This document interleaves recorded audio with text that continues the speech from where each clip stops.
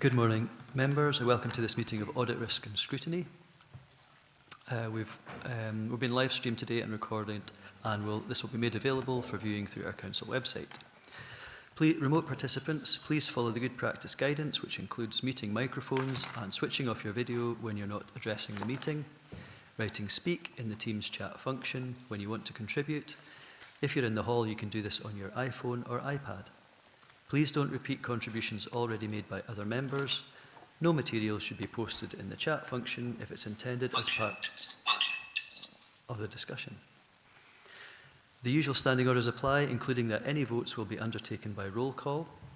If any member has to leave the meeting, please either leave the Teams meeting for that period of time or write leave in the Teams chat function and then join when you rejoin the meeting, so we can keep track on whether the meeting is quorate.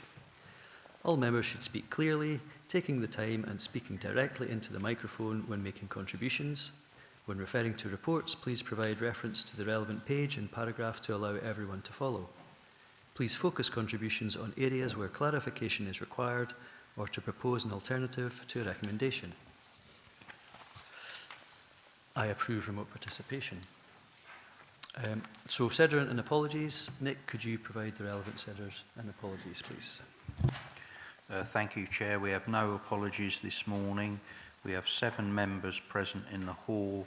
We have 8 members on MS Teams, being Councillors Brodie, Giusti, Hagman, Ingalls, McGregor, McCammon, Marsh and Marshall. Thank you. Item 2 is declarations of interest. Do any members have a declaration of interest for today?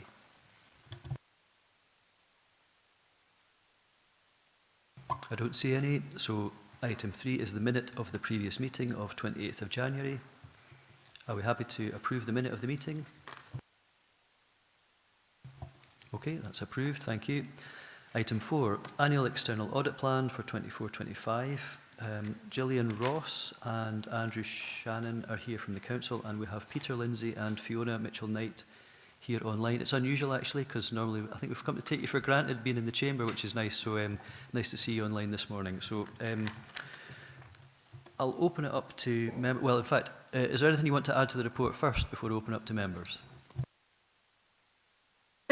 Yes, please, Chair. I think it would be if I just did a brief summary of the plan, if I may.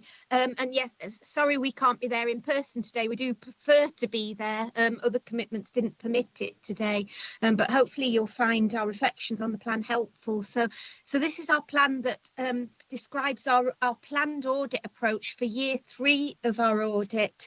And it lays out the roles and responsibilities of the council and ourselves and how those interact. It shows how our approach to the audit of the accounts and the rest of our audit, that what we call the wide scope and best value. And it sets out the timetable and reporting arrangements. I'd just like to reflect on each of those areas. So starting off with our approach to the audit of the annual accounts.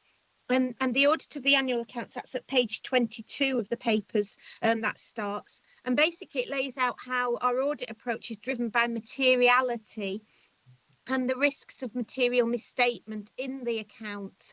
And so we pay greater attention in our audit to those areas where there is a significant risk in terms of the value of transactions or due to the nature of the transactions. And it helps us to focus our audit resources in the most appropriate way.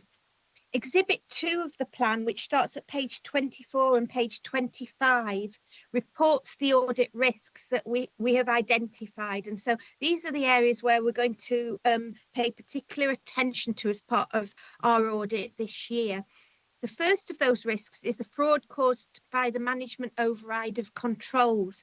And I'd just like to stress that this is a standard risk that we report in all of our public sector audit plans. So international standards of auditing require all auditors to recognise the fact that no matter how good a control environment might be in any organisation, there is always the potential for management to override the controls because they're in a unique position through their access or their skills to do that. And so any audit is specifically designed to identify that as a risk and mitigate that risk by carrying out specific procedures, and we lay out what those are there. So I know it has been reported recently that we had identified a fraud in the council. That is absolutely not the case. It's just that we can never mitigate against this risk of misstatement in the accounts if management were colluding to override controls. So you will see this risk in all of the annual audit plans across the public sector in Scotland and indeed across the UK. And for those of you who were around for presentation of our annual audit report on last year's audit, you'll see that we concluded that there were no instances of management override of controls identified last year. And indeed, we're expecting that to be the case this year also, but we are required to as I say, report that as a potential risk. Then the more detailed risks that are very specific to the council at page 24 and 25 relate to valuation of property, plant and equipment. And due to the scale of property, plant and equipment owned by the council, the values of that equipment and plant are very significant in the council's balance sheet. And the nature of the valuation of those assets, whereby they're only valued in over a programme over several years, means that there can be a risk in interim years that the values have changed and that isn't spotted. So we carry out specific audit procedures to make sure that that is the case and that the carrying value of those assets is free from material misstatement. So whilst that is a specific risk to the council, again, it's a risk you will see replicated in many council annual audit plans. A third risk, accounting for IFRS 16, and that's a new international financial reporting standard that is changing the way that leases are accounted for, and assets that are the subject of leases in all council accounts this year. So it's, again, significant changes and a large change in the way that these assets are accounted for. So again, material amounts in the council's balance sheet. So because of that, and because it's a new method of accounting for this year, we've identified it as a risk area that requires specific attention.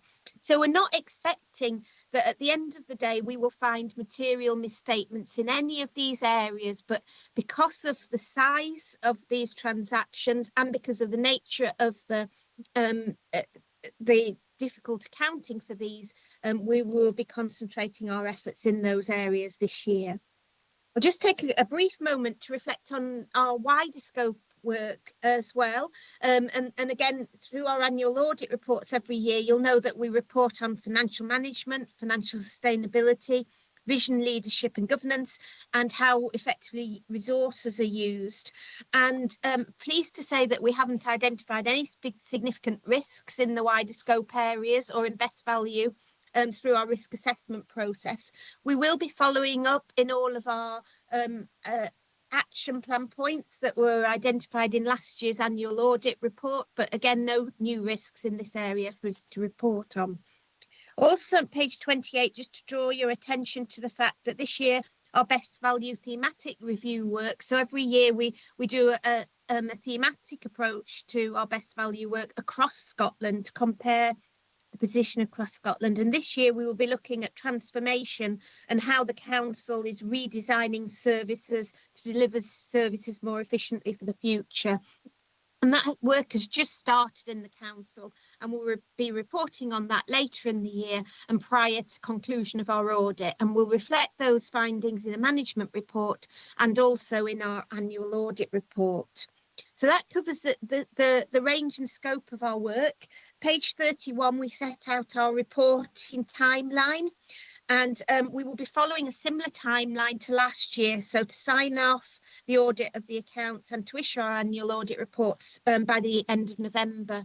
I have to say, we would prefer to be able to bring that timetable forward, and that's certainly our aspiration for the future. But unfortunately, this year, our resource position doesn't permit that, but it's something we will certainly be aspiring to do. So that's really all I wanted to bring to your attention just now, but happy to answer any questions on our plan. Thank you.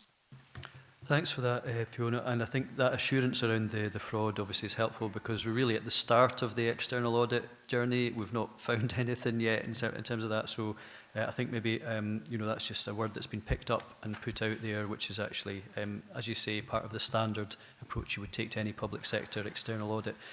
Councillor Driver, Vice Chair. Yeah, thanks very much. And that was going to be my first question, was on the LGIU report. And when I looked at the report again, they only looked at the risk of material. They didn't put what planned audit response was going to be. And it's on that particular point that the planned audit response is there any sort of more details on how this is done and how they can, and perhaps another question is, how can officers override the controls that are in place? And secondly, is on the audit timetable. Because obviously, you know, for the last couple of years, it hasn't went to time because of other things that have happened. And is that hard and fast, or we may find something that comes along and kicks it back a couple of months, which I wouldn't like to see happen again? Yes, so Councillor, on the first part of your question about how management can override controls. So that can be because of access to systems, whereby you know, management have access to systems at a higher level than all other staff, or it can be due to, because I'm using management in a sort of a general sense, it can be people with specific skills that puts them in a position to initiate a fraud. I don't know if you recall that a few years ago at Dundee City Council, for instance, there was an IT expert, an IT manager who had the very specific knowledge that enabled him to perpetrate a fraud that it took some time to spot because of his particular skills. So it can be that sort of environment. And so, you know, the response we set out there is specifically designed to identify the areas where there is the opportunity for management interaction with transactions. But what I would also say is that as part of our audit, we do assess the control environment that is in place, and we report to you on any controls weaknesses. And we haven't got any significant controls weaknesses that we've identified in the previous year, or any that we're aware of this year. And indeed, as part of the pulling together of the accounts, you as an audit committee look at the assurances as a whole that have come from internal audit and those that the director, the Section 95 officer has received. So there's a whole basket of assurance that helps to give confidence that that management override hasn't happened. So hopefully that's reassuring. In terms of the timetable, what I would say is that we're setting a realistic timetable for you here. There's no point me setting a timetable for September when we know it's really unlikely that we can achieve it, whereas the November timetable is realistic for us in terms of the scale of the work we're expecting to do to give the appropriate assurances. Hope that answers your questions. Thanks. Yeah, thank you. Yeah, thanks. And I think we'll, there's a bit of a conversation happening behind me just now, but this is really just to make sure we've got that alignment with our committee cycle, to make sure that the dates put out in the timetable there on page 31, that we can accommodate that rather than have to, in previous years, we've had to cancel things and rearrange. So I think we'll try and be a bit smarter about that this year, if that's possible. Vlad, I don't know if you want to say a word on that one. To yourself, Chair. Yeah, we're checking the dates. Don't have them specific to hand, but I saw that Gillian was nodding. So, Gillian, I don't know if you can give us that assurance. Yeah, just to confirm that the paper's already on the forward plan, or certainly it had a request to be put onto the forward plan for the November meeting. So, all being well, that should be already organised for members. That's reassuring. Thank you. So we've got a few speakers now. Councillor Beretti. Thank you, Chair. Page 28, it's financial sustainability. Looking through it, quite a few parameters there were identified. I'm just wondering what has changed, say, in the time that this report was written and in the geopolitical events of the last 5 weeks. So, Councillor, really, this is just laying out for in terms of our planned work that we will be doing on financial sustainability, and we will be reporting in our annual audit report the latest financial position based on the accounts, the actual financial outturn for 24-25, which we obviously haven't seen yet, but they'll reflect the financial update papers that the council has been considering throughout the year. But as I say, we'll report on the actual final outturn at the end of the year. I don't know if Gillian, you want to say anything else on that? No, I think that's, you know, the position that we are at the moment, Fiona, in terms of you'll make the assessment in terms of that, and obviously within the annual accounts we do obviously assess financial sustainability. Obviously the key aspect that, you know, is reviewed is the extent to which Scottish Government funding may maintain, you know, at current levels, and it support the council's expenditure. But we cover that as part of the council's overall financial strategy in terms of our assumptions with regards to that. So as Fiona indicates, there'll be a comment with regards to the council's financial sustainability within the audit report as part of that work that will be completed. Thank you. Next up we have Councillor Johnston. Yeah, thank you, Chair. As after reading this report, you know, once again it looks like we're in for quite a robust audit, which I welcome. And like a lot of people, I've raised concerns in the past about, the first part about I'm not going to use the word fraud. I'm going to just controls over journal entries, because there's a few of us have been here a few years and still bear the scars of certain accruals that were made, perhaps that were at best optimistic. So I think that's partly what brings us to the fore. And it's encouraging that we're going to also look at the property valuations, but that is a major piece of work. And what I'm picking up here, and equally with the new accounting standard 16, to me there's potentially resource issues here dealing with a lot of this stuff. So I'm a wee bit concerned about that. So maybe, I don't know who's appropriate for that. It's probably Gillian. Can you confirm if we are resourced for this? Thanks, Councillor Johnson. So I suppose, firstly, Gillian, are you able to say anything to that? And then in terms of the audit activity itself, maybe go over then to Peter or Fiona. Thank you. Thanks, Chair. Just to confirm that the work in relation to IFRS 16 has been on the table for a few years now, and it has been deferred on a number of occasions. So there has been significant work already progressed in relation to this, and we are just awaiting the details that will help inform this detail coming through from an external provider that is supporting the consideration of these. So we are providing the data associated with it, but the technical accounting requirements will be provided through external resources link, which you'll be aware of, that supports the council's pension fund considerations as part of that. So we are fully prepared for the implications of the new requirements, and those will be reflected within the accounts that we'll present to full council in June. Obviously, because this is a new requirement, it will be subject to more in-depth audit, and there will be some considerations as part of that in terms of the interpretation of the accounts, but we are continuing to work closely with Peter and colleagues in relation to that, and ensuring that we are interpreting the guidance correctly in terms of that initial representation within the accounts this year. But happy to pass back to Peter and Fiona in terms of anything else. Yes, just to confirm that we have prioritised our resources towards these areas, because obviously they're areas of change, and as Gillian says, we have been in constant contact with Gillian and the team about the planned council approach to the accounting for these new areas, and we're comfortable with where we are at the moment on that. Do you mind just another wee question? It's actually on page 29. It's the part about internal audit and we follow up progress of the review by April 2025, 1st of April. Has that progressed?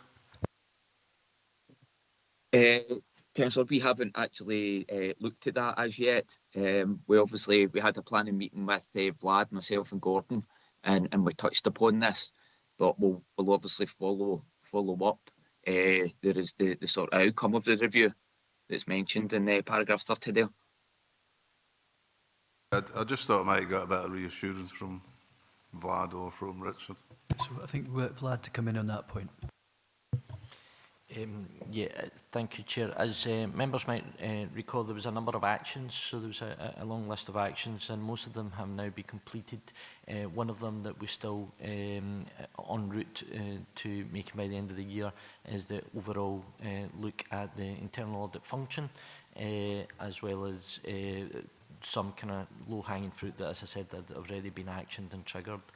Some of them you'll see in terms of the reports and everything else that you've got in front of you today. But in terms of the review of internal audit, that should be carried out by the end of this year, so I can give that assurance. Thank you. Councillor, Richard, do you want to come in on that? Thank you, Chair. This might be a good opportunity to say that there's new global internal audit standards have been issued with effect from the 1st of April. So to the next committee, I'll be bringing a revised audit charter, which is in line with all other local authorities in Scotland for consideration by members of that meeting. That's helpful. Thank you, Richard. So, Councillor Marshall. Thanks, Chair. And it's really just to say thanks for the clarification and reassurance with regards to the statement on fraud. It had picked up some local press interest. So, the fact that it's a standard statement in any public body audit is reassuring. I would like to ask, though, as well, because obviously you do a number of audits. I'm just wondering how Dumfries and Galloway Council compares to probably other local authorities. We have a report at item 9, which is on the integrity group that we have, and it's their annual report. So, within that, we obviously have the Audit, Risk and Scrutiny Committee, and one of our kind of main roles is to evaluate the Council's control environment, which includes the prevention and detection of fraud. And we also agreed the Council's anti-fraud and anti-corruption policy statement and strategy. And that's something that the Integrity Group looks at on an ongoing basis. So I'm just really wondering how we compare, the measures we have in place compared to similar organisations. Thanks, Councillor Marshall. And obviously we can pick up the specifics on item 9 for that group, but in terms of that external look, because you'll have sight of local authorities and public bodies across the country, so it'd be really helpful to get that perspective. Over to you. Yes, thank you, Councillor. So what I would say is councils in particular have worked very hard at ensuring their internal control environments are effective, and for the majority of the time, that is the conclusion that auditors give. But there are, from time to time, as I mentioned, the fraud at Dundee. There was a fraud recently at Aberdeen City Council with regard to council tax overpayments. So there are areas where there are weaknesses, but what I would say in terms of the number of improvement actions that we make in our annual audit reports, it's a low number. So that's a really positive sign about the quality of the internal control environment. So I would say the council, is well placed and has an effective internal control environment, which is what we conclude. So credit to the council on that. Thank you. Okay, thank you. Councillor Scobie. Some of the questions may have asked, and it was around the employment law and fraud, and it's the report goes out well before we actually meet, and it's the press do pick up, the public do pick up, and it's the word that features in their mind most, and it's right that we should address the issue as we are doing today. In terms of both aspects of that, and it's good to hear that we are in control of that environment in that, but it's really just on page 27, and maybe a question of Vlad. Vision, leadership and governance. This means having a clear vision and strategy with set priorities within the vision and strategy, etc. And then the further bullet point, and I think Malcolm asked the question, the use of resources to improve outcomes. Have we got the proper resources to look at this, to look at any of the issues, and to make sure that we do get a clean bill of health, as seems to be coming over from the external auditors? Thanks, Councillor Scobie. Well, that's, I think, directly to yourself, Vlad. Thank you, Chair. I think in terms of resources, I think we understand obviously the financial position and environment that all local authorities in Scotland find themselves in, and therefore obviously the difficulties that might cause in terms of ultimately resources and capacity. So that there's no doubt in my mind anyways, in terms of that there's certainly a strain there for all public sector, in particular local authorities, in regards to being able to service and ensure that we have everything teed up, including controls within that. However, what I would say is that officers work very hard at ensuring that we have those controls in place, that we have the various scrutinies in place. That includes obviously internal audit, external audit, and various other scrutiny processes for members to be able to do the checks and balances on these things. Sometimes, of course, there's room for improvement, there's no doubt about that, and that will be an ongoing journey for all of us. But I think in general terms, we've got the resources to do the things that we need to do, but we do need to do much more prioritising. And I think we need to engage with members, obviously, and constituents in that regard to ensure that we are delivering the priorities of the council, and that's where the performance and everything else that comes into play in terms of the council plan is very important. Councillor Scobie. Yeah, Chair, because it tends to focus on fraud, finance and so forth. Have we got those resources and personnel to make sure that we are checking this in terms of employment law, etc.? Yes, I think I would suggest that we do, yes, in terms of, first and foremost, if there were to be any allegations of fraud, if we have teams that can pick that up with the relevant expertise. That includes everything from internal audit right through to finance colleagues and Section 95 officer, as well as obviously our legal colleagues. Most importantly, as if and when we were to have some form of what I would probably deem to be significant allegation of fraud, then in those instances we'd be looking at external support, and in essence looking at having that external support come in to assist us through that investigation. And we've done that in the past, and we've certainly have that as one of the options to take forward if required, so that provision of extra capacity, independence, and potentially giving us that expertise that we may not have depending on what the allegation is. Okay, thank you. I don't see any other questions in the room or online, so I think with that we've noted and commented on the finalised internal audit reports, and it's been helpful getting that additional assurance from officers, so we're happy to agree the recommendations. Okay, thank you.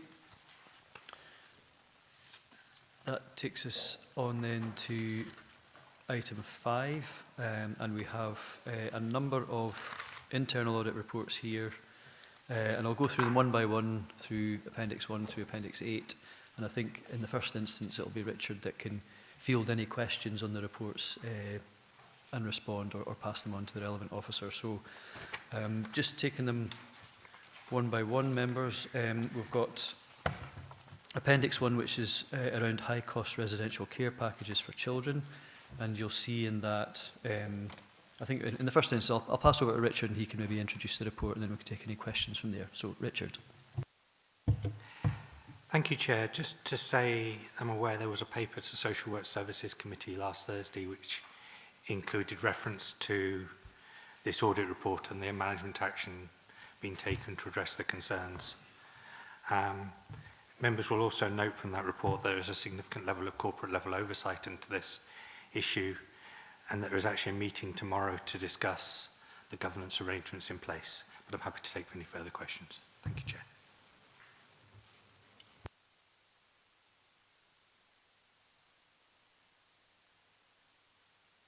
Well, it seems the report must have been sufficient to address any of the issues and concerns we have.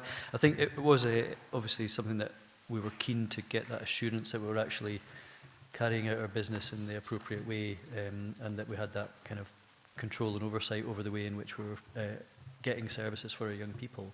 So I think the actions must be, to members around the chamber, sufficient to give us that assurance. So members happy to agree with that, or any questions? Stephen can stop sweating now. Yes, thanks for coming along, Stephen.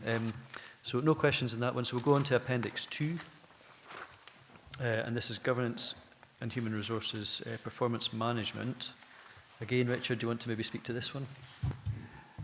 Thank you, Chair. This is one of two areas which we look at every year as part of our plan. One is performance management, the other one is risk management, which is the following paper. I would just like to emphasise that this was a review of the central oversight arrangements. There was no particular reason to pick on finance and procurement, the service plan, apart from the friendly faces to do so, but it was a review of oversight. Happy to take questions. Thank you, Richard. So any questions on Appendix 2? No? Okay. Don't see any online, so we'll move on then to Appendix 3, which is the Risk Management Review. And again, Richard, do you want to speak to this one? Thank you, Chair. There's even less to say for this one. Effectively, as members will be aware, I was responsible for leading risk management until a couple of years ago. My successor, Mark Thompson's taken over from me. This was a review.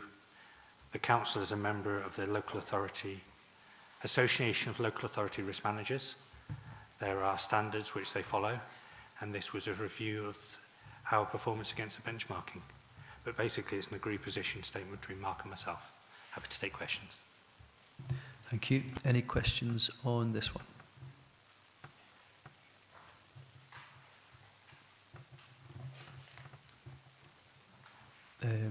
No, I don't think so. Okay, so we'll move on then to Appendix 4, which is employment checks for the right to work in the UK. And again, Richard, over to you. Thank you, Chair. I am aware there's been a little bit of press coverage in response to this, and I'd just like to take this opportunity to emphasise that there is no suggestion that the Council is actually employing anyone illegally. We're basically given good assurance, but we have made a few suggestions for how that insurance can be improved in the future. Thank you. Thank you. Any questions on Appendix 4? Councillor Dryborough first, and then Councillor Beretti. Yes, thanks for that, and I'm pleased to hear that we're not doing anything illegal or employing people illegally. And this was based on somebody using a UK driving licence as some sort of evidence that somebody had the right to work in the UK. What other types of evidence could you use for that? I mean, not just your passport and, you know, things like that. Thank you, Chair. I always hesitate to answer such questions when the subject expert is online. The main one is the passport, and we ask people to bring in their passport if at all possible. We can also do remote checking directly to a government database to see, and we also can ask for the basic ID, such as evidence of the national insurance number. But the main item we like people to bring in is passport. Obviously, it's much simpler if it's a UK passport or a European passport, what we're encouraging as part of this, if there's any doubts, I personally wouldn't be able to read whether someone had a right from a foreign passport, whether they had the right to work in the UK. So we encourage as much as possible to get the experts involved where that's the case. And Councillor Beretti. Just a clarification, Richard, page 60. What is the orange book from the UK government?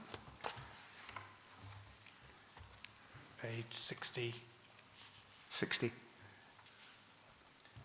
7.2. Have I got the wrong one? Appendix 3?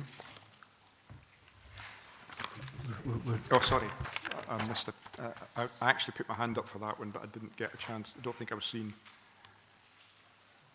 We can take a question on that, I think, just to honour the spirit of scrutiny, if that's okay. But are you okay to go back just to that one for now, Richard, just to allow that?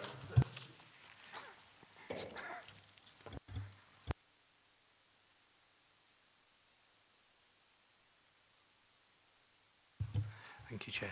The Orange Book is the UK publication for good governance for capital projects. That's my understanding, if that's correct. So we've got Mark Thompson's appeared online. I don't know if that's to assist in this one, but Mark, do you want to add to what Richard said? Yeah, thank you, Chair. Just to expand on that UK government publication. Mark, could you please put your microphone down? We can't hear you correctly. I do apologise, and thank you, Chair. Yes, this is a UK government publication, management of risk principles and concepts. So it's quite a substantial suite of documents that provides really good grounding for risk management and developing risk management in public sector organisations. That's helpful, thank you. So back to Appendix 4, members. I think Councillor Scobie was next. Yes, Chair, again, it's around the employment law, UK and international law, and on page 71 at 2.2, it refers to human resources have developed a comprehensive guidance for managers. I think it's on the audit found that 70% of the recruitment exercises reviewed the recruiting manager had not completed the training. What kind of training is there involved in this? Thank you, Chair. The Council has introduced last year, there's online training available for all staff to complete who are recruiting managers. The Council's launched a new portal last year, which allows it to track much more effectively whether staff have completed that training. And we've established that as part of the testing, that a lot of the managers hadn't done that basic training. However, the Council's working through, it is mandatory, and we're working through over the course of this year to ensure that all staff have completed all mandatory training, not just in HR, but also in other aspects such as health and safety, child protection, whatever our senior colleagues deemed is necessary. But yes, that's an issue that is to be addressed. It's a simple half-hour course. So there is the action plan, Councillor Scobie, which I don't know if, I think we will get a report back to this committee just to ensure that any actions have been completed. So if that's an assurance, but I don't know if you want to come back on that point. I'm fine that it's been monitored and controlled to that respect. There'll be a report coming back, as you say. Okay, thank Chair, you. I'm in the spirit of monitoring. I'll see the social work, chief social workers left. It was just a question under that one, page 43. My apologies. Yeah, so I'd sort of anticipated there might be some questions in the first appendix, but we all know how to reach the Chief Social Work Officer, so we can obviously send him an email after this event and raise any questions you've got then. Can you put your microphone? Mic's on. Speak a bit closer. Yeah, it's really just on page 43. Regular visits to children in residential care are out with the region. I would like to add maybe even within the region where we have children who are placed with foster carers, that we make the necessary arrangements that there's still family connection and that we maintain that family connection as part of the rehabilitation of the child back to family. So at this point, probably Richard's maybe the best one to pick up the question at least, and then if we need to get an answer or an assurance back from Chief Social Work Officer, then we can certainly pick that up as an action, I think. But Richard? I think, Chair, I'm going to duck it at this stage and note the concern, and I fully recognise the concern, but I don't pretend to be a subject expert. But I'm happy to ensure you get a proper response. So, Vlad? Yes, through yourself, Chair. It's definitely one that Chief Social Work Officer can answer, but from my perspective and the assurance I would give from what I've seen is that that's one of the primary considerations for social work when considering any placements is first and foremost what are the connections, and from many years of working in that field, I can see that's definitely one of the #1 priorities in terms of first and foremost ascertaining the connections. That includes obviously the parents, then you start looking at the kind of wider family and having the right residence, which might be kinship care, might be foster care, and always trying to keep it within the local area where we can. That's absolutely part of the decision-making process. So I think Councillor Scobie as well, Richard's given an undertaking to get a response on that back from the Chief Social Work Officer. So if that's, if we can just accept that that will happen. Yeah, Chair, because it is a huge geographically region. We could have children from the west placed in the east, and it's very difficult to maintain contact without support and assistance. So it's not only in external but also internal because of the distance. No, I think that's noted, Councillor Scobie. Okay, going back to the appendices in order, we get to, oh sorry, Councillor Johnson, I think you want to come in, apologies. Yes, it's actually in regard to employing staff unable or able to work in the UK.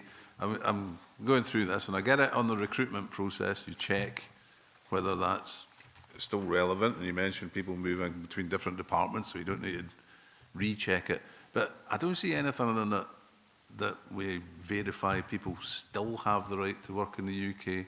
And I do have a bit of experience this through a family member.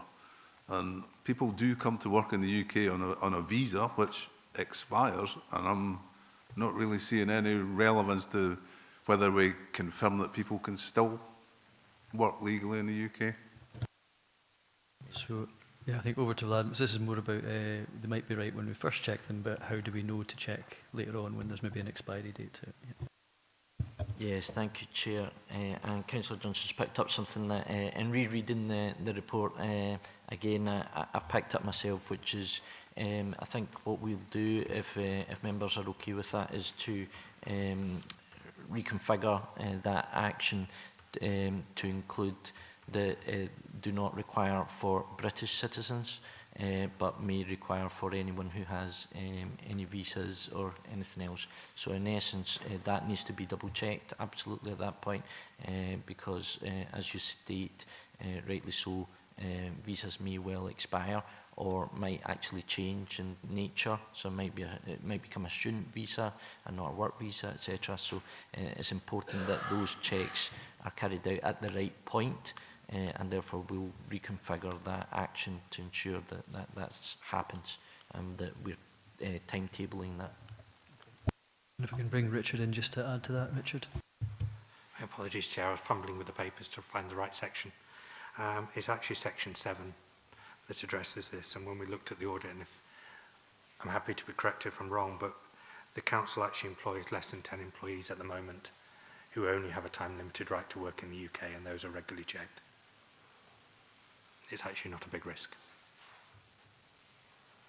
So with that, I'm not sure if we're satisfied with what's already included in the report, or if we're going to amend something. So I don't know if we need to just check that. Yes, through yourself, Chair. My suggestion is that the action is in regards to that kind of internal transfer, that there is a double check for those that aren't British citizens, because that's where the question arises. And therefore there's no harm in doing that double check at that point. Okay, thank you. So I do see that I think those listed as high and medium priority recommendations will be followed up in the subsequent report back to this committee. So I think obviously we've taken a note of that, and that'll be clearer maybe in that report, if that's okay. Absolutely, Chair. That will be 6 months' time. Thank you. So that takes us on to item, oh sorry, I beg your pardon. Okay. Item 6, Councillor Beretti. You mean item lease. You are Appendix correct. Appendix 5. Appendix 5, I not was item 6. missing one then. I thought I've got quite a few questions here. Yeah, so just to be crystal clear, Appendix 5. And first, before you come in, I will allow Richard to say a few words to this, and then it's Councillor Beretti. Right. Page 80, I've got a few questions, Richard. Or Councillor Beretti, I'll allow Richard to say a few words to this, and then you can come in. Yeah. Chair, right. And page 80. Councillor Beretti, what I'm trying to say is Richard will say a few words to this, and then you can come in. The irony is, Chair, I was going to say I've got nothing to add, but carry on. Comedy at Audit Risk and Scrutiny, great. So, Councillor Beretti. Thank you. Page 80, it mentions here 476 vehicles, various categories. Well, what I would like to have seen would have been a list of where these vehicles, what these vehicles are, because obviously it's quite a range. And also, if in potential future, what percentage are EV vehicles? And in relation to, I would say, page 82 and 83, now we've noticed that there's some of the vehicles are out of lease or have no lease, and certainly on page 83 on the first comments at the bottom it says road fund, no maintenance, cost of lease is excess. And it also mentions when you did, or when there was a review of some of the vehicles, which the review was only of 2% of the vehicles. One vehicle had no contract, there was no paperwork. Now, what does this mean for, say, for instance, insurance liabilities, maintenance?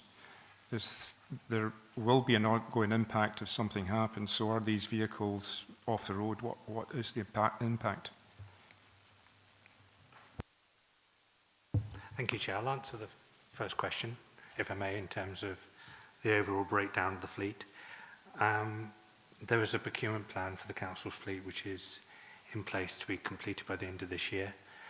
As members will be aware, there is a move in Scotland to the use of electric vehicles across all the government sector, which is also quite an expensive thing, but I'll leave that to other officers to bring the appropriate paperwork to members.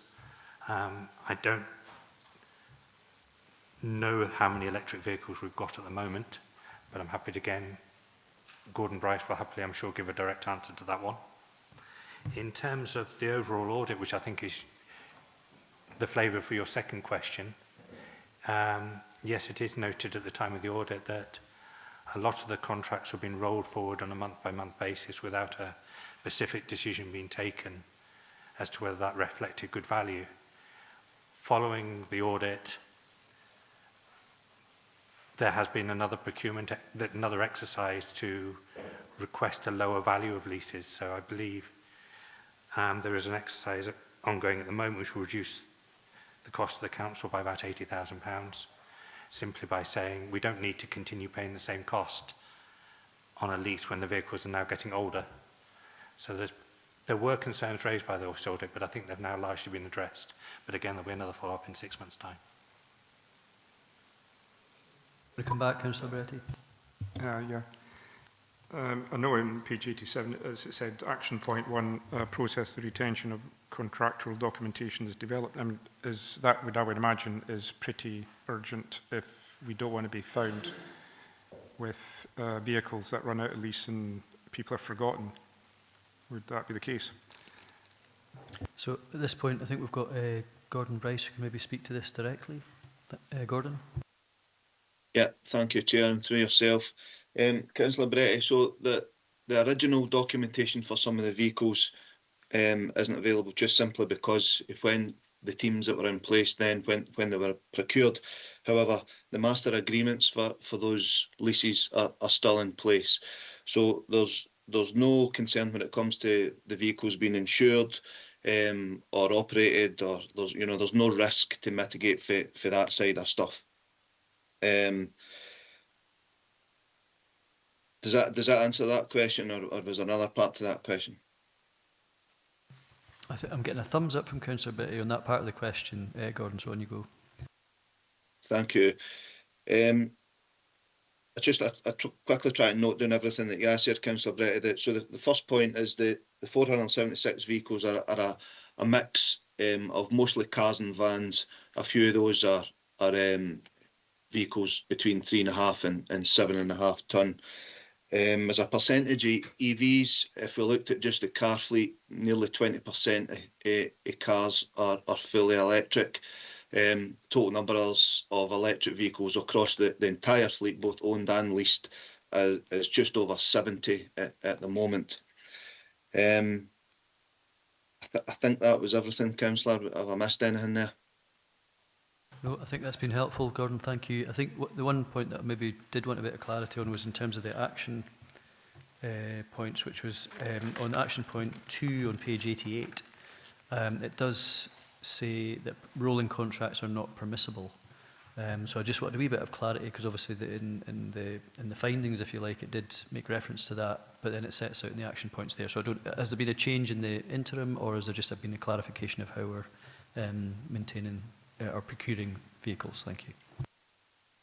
Yeah, through yourself again, Chair. So what we're doing at the moment is, and if we've got a bit of a live example of this. So Richard made reference to some savings there. So we've got 94 vehicles that are coming to their end of their lease.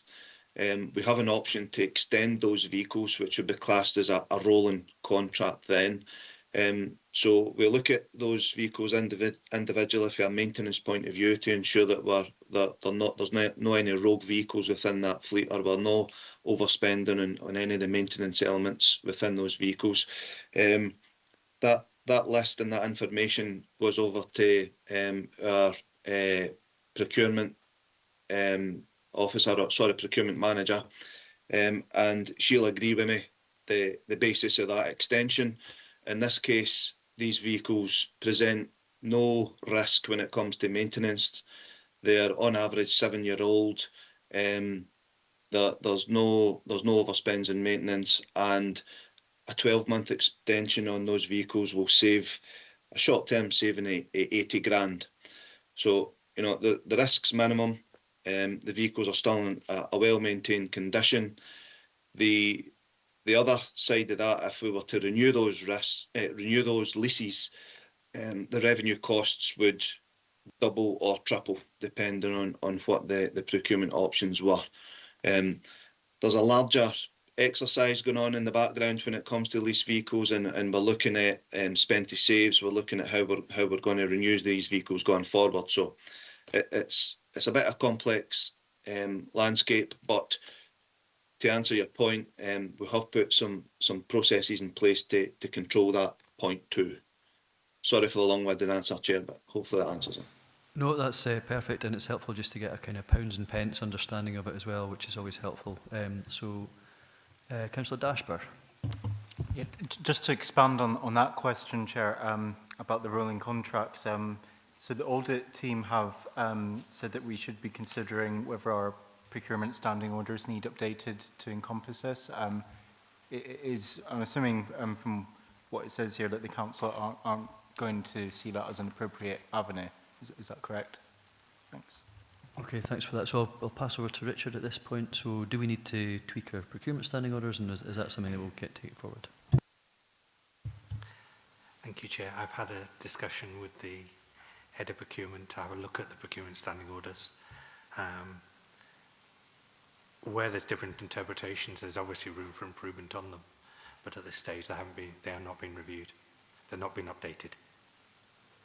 Hence, it's not applicable. Okay, thank you. Councillor Dashburn, do you want to come back on that? Okay, that's fine. So any other members on this one? I don't see any hands up. So with that, we move on to Appendix 6.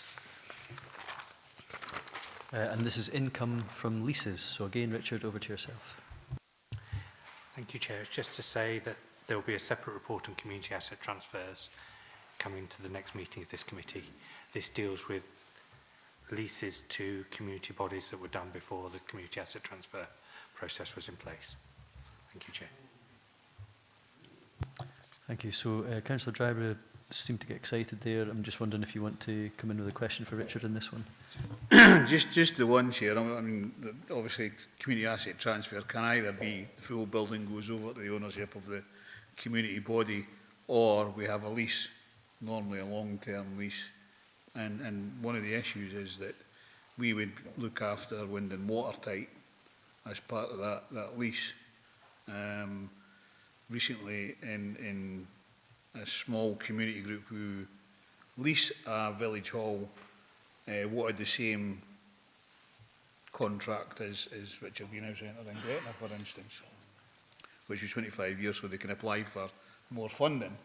And the problem is that the property services is not allowing them to have that long-term lease. So if we want to sell or long-term lease buildings, then we need to have a standard that's acceptable to everybody. There could be an issue of equality here on the lease itself. So over to you, Richard. I don't know if there's a way we can address that for Councillor Driver or make it clearer how we would go forward with that.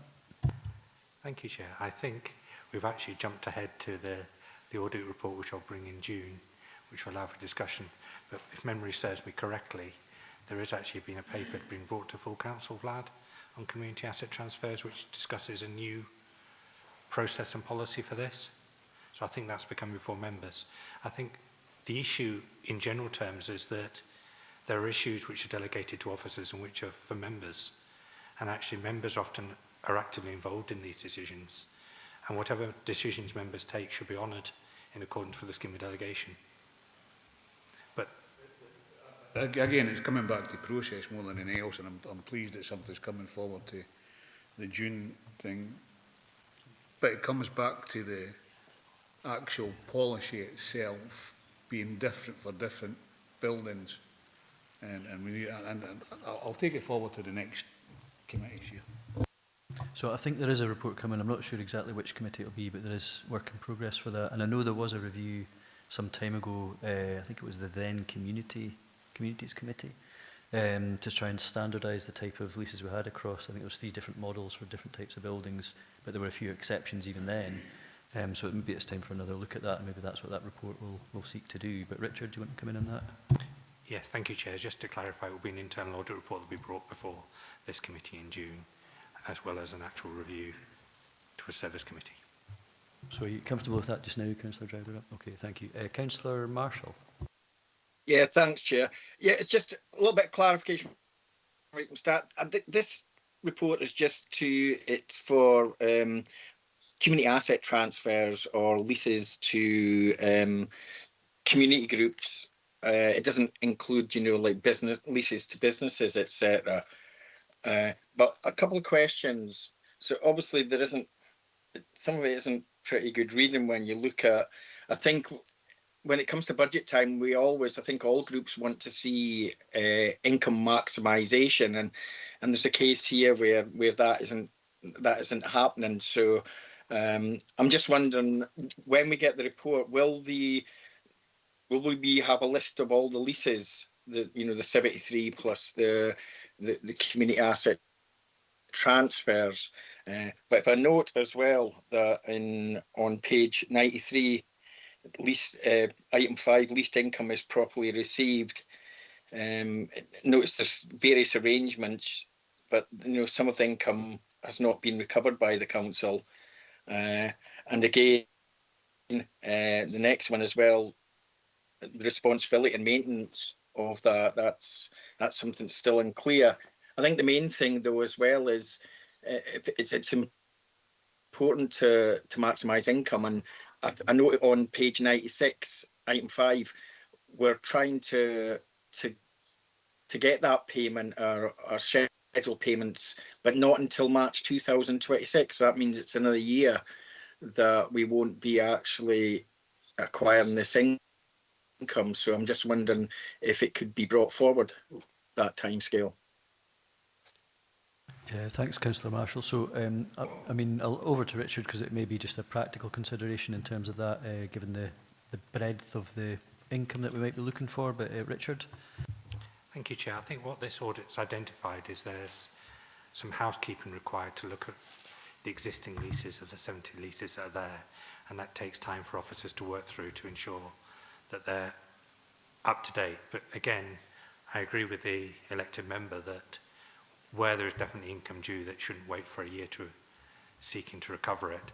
I think where it may take longer to do something is where there's no current agreement. We need to go back to the community group and discuss the arrangements for the future.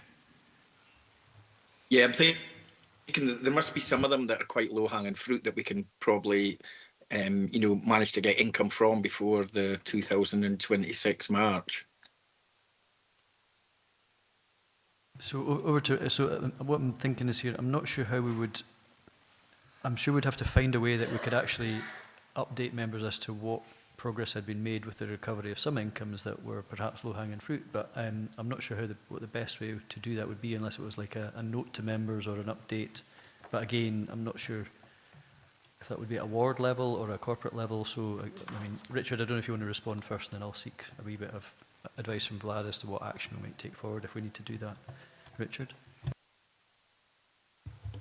Thank you, Chair. I'm not sure the correct governance arrangements of this, my apologies, but I will certainly have a word with officers to see what can be done and what assurance I can provide for the next committee.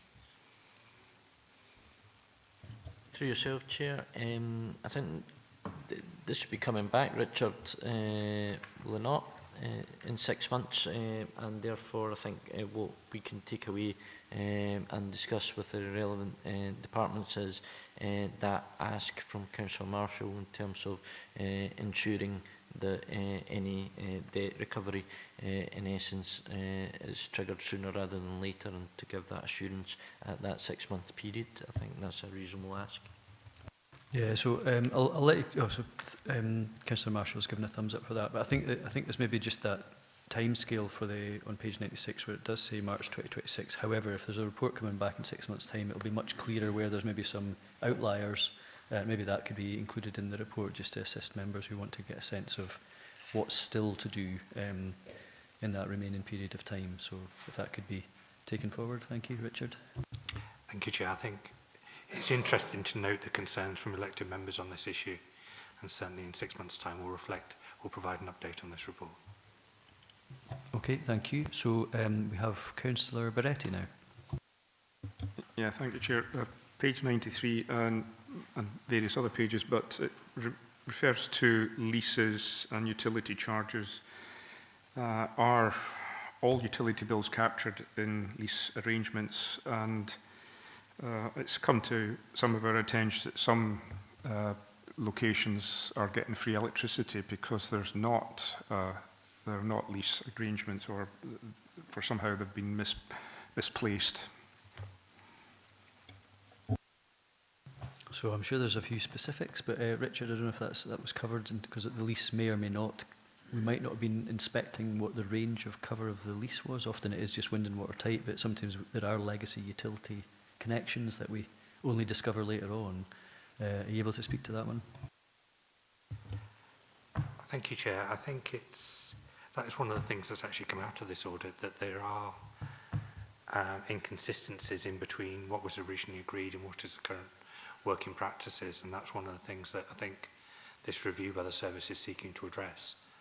That community groups the council's operating with community groups in line with the agreed terms of the original agreement. And obviously it's up to community groups if that's unaffordable for them to come back directly for a grant or to seek a change to the lease. But in the meantime, they should be following the original agreement. Okay, thank you. And I'm sure that'll come back in the subsequent report again where there's any further information. Councillor Beretti, did you want to come back in? No, I think you've said what I wanted, that it would be useful to have that come back, and so we know what's actually happening for going forward. Okay, thank you. I don't see any further hands up on this one, so we'll move on then to a position statement on Appendix 7. Richard, are you able to speak to this one? Thank you.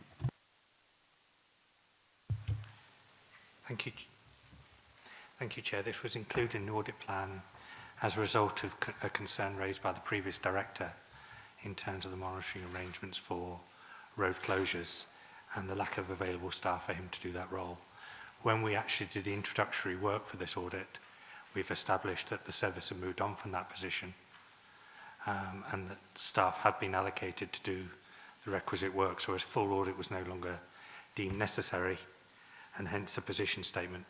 I appreciate this is a new format, but it was a way of bringing something to members' attention without doing full audit on this issue.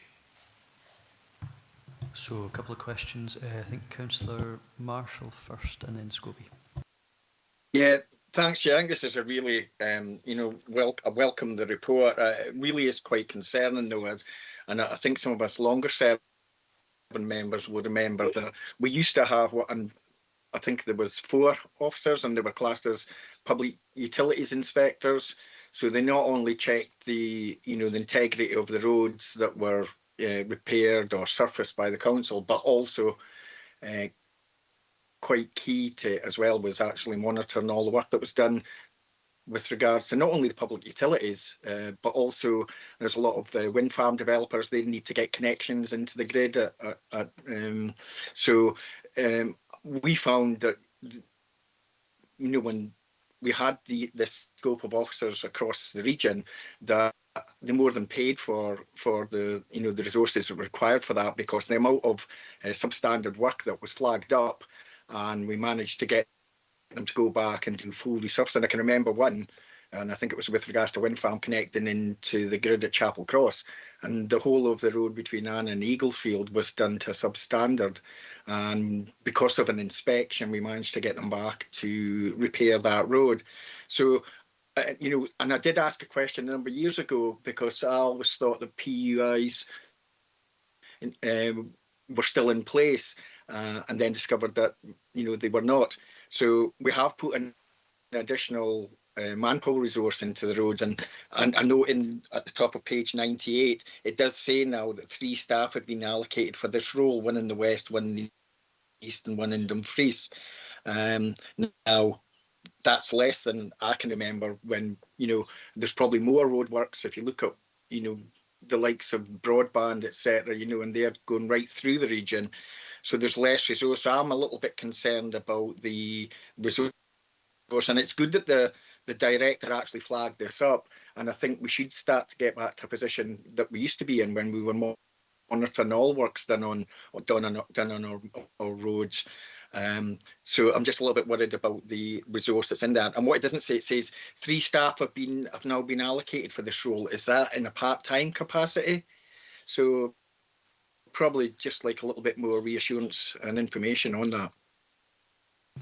Well, thanks, Councillor Marshall. And I think also in that, so there's maybe been a bit of an up and down story to this, because I think back in the day there were dedicated inspectors. Then there must have been a period when there was none or few, and this seems to be saying that we've actually now allocated additional resource, although one of them's on a part-time or combined basis. So Richard, I don't know if you can speak to that and give a better picture. Thank you.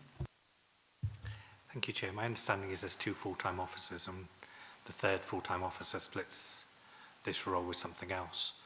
As to whether that's the appropriate level of resource, I'll be advised by Vlad, but I wonder whether that's a question for a service committee as opposed to an audit committee. Thank you. Vlad, do you want to add to that one? Through yourself, Chair, yeah, I think that's an answer that will need to be given by the relevant service rather than ourselves. I don't think we can comment on the capacity and whether that's the appropriate level of capacity for the region, but I take the point from Councillor Marshall. Okay. Yeah, I think we need to go back to E&I, and we'll do that. Yeah, no, that's a fair point, Councillor Marshall. So we'll go on to the next question, Councillor Scobie. It's actually on the same point, and I'm looking at page 98. Sean's just referred to it, and indeed Richard also said that the first part of the paragraph just under resource talks about internal audit, that the council had no dedicated resources, and then at the end, however, a significantly better position than previous, because we've got 3, but 1 being combined with other duties. I'm just thinking about the length or the roads that we got in Dumfries and Galloway. I know from Cairnryan, and even if you go further, it's 116 miles, but if you take the Mull of Galloway, it's even further than 116 mile long, but that's trunk road, or most of that's trunk road. What is the actual length of the number of roads we've got that we're expected to maintain, potholes and everything, road closures, so forth and so on. And if these three personnel actually have got that responsibility to cover all that in terms of best value, the work and so forth. I think it was, is it 30 million we committed over 3 years to potholes, and you know, just seeing that that's being fulfilled and so forth and so on. Just how big a task is it in terms of resources? And we spoke earlier about resources, how difficult it is, and is another one where resources is a difficult aspect to doing this work. So thanks, Councillor Scobie. I think Richard can come in, but I see we've got Mike Grunwell on the line as well, who might be able to give a more specialist response. But Richard, do you want to take the first? Oh, no, straight to you, Mike. Mike, if you're able to come in. Thanks, Chair. Sorry, I put my hand up because I thought there's a few questions going around that I can try and answer pretty quickly for you. So we did used to have 4 specialised utility inspectors across the region. Around 7-8 years ago, we went to a ward-based approach where we had an inspector allocated to each ward, and they were responsible for all safety inspections, so basically pothole, sign inspections, in addition to utility inspections and other, basically everything in their ward. What we decided and what we've discovered is that the utilities, you know, it's far too specialist. We need people who understand what they're doing, what they're looking for, who can contact the contractors, can, you know, basically deal with just utilities. So what we did last March was we allocated 2 full-time inspectors to utilities. One's based in Stranraer, one's based in Lockerbie. So they cover, one covers the west, one covers the east. And we have a further technician who is basically a technician role, but has to take on the duties of the inspections in Dumfries. But it's a far better position than we were in before. So for the past 2 years, I can confirm we have been 100% complete on our sample inspection commitment with the Scottish Roadworks Commissioner. So again, that's a better position than we were 3 or 4 years ago. 3 or 4 years ago, and where this issue really arose was we were really struggling because of the amount of work the inspectors had to do with our own pothole inspections, our own issues with our own roads. We were struggling to undertake our statutory duty with regards to public utility inspections, but I can confirm we've been, for the past 2 financial years, we've been 100% compliant with that. And I think there was another question there just about the length of road that we were responsible for out of that 4,200 as well. So it's 4,200 and growing as we speak, depending on how many roads we adopt. Stephen, yeah. Presumably the trunk road contribution to that, while it will be a definite figure, it might not be. That's not included in that number, Stephen. Thank you. So I think that's maybe encouraged a few hands to go up. It's been very helpful, Mike. So I think, who have we got next? Councillor Marshall, I think. Well, I beg your pardon, sorry. Councillor Ashburn, and then I think Councillor Marshall. Thanks, Chair. My question's on page 99 about payment of fees. So basically it's cheaper if the group requesting the road closure is, for example, a registered charity. When the council is supporting events through funding which require road closures and such, what are we actually doing to make groups aware that this is cheaper if they have the right sort of status? You know, and it says that the service advised that due to insufficient administrative resources, the charges aren't being levied on a timely basis. So I'd be interested to hear exactly what administrative resources specifically they do require and how we can support them in order to do this more timely. Thank you.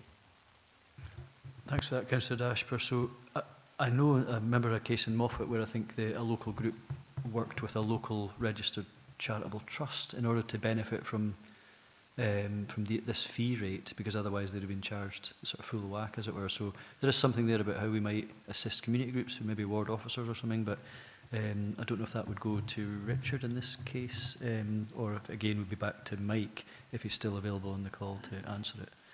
Richard, I'm feeling this isn't necessarily your area of expertise, but Mike's appeared again, so it's maybe saved you once again. So Mike, are you able to help with this one? Yes, Chair, thanks, yeah. So this is legacy again.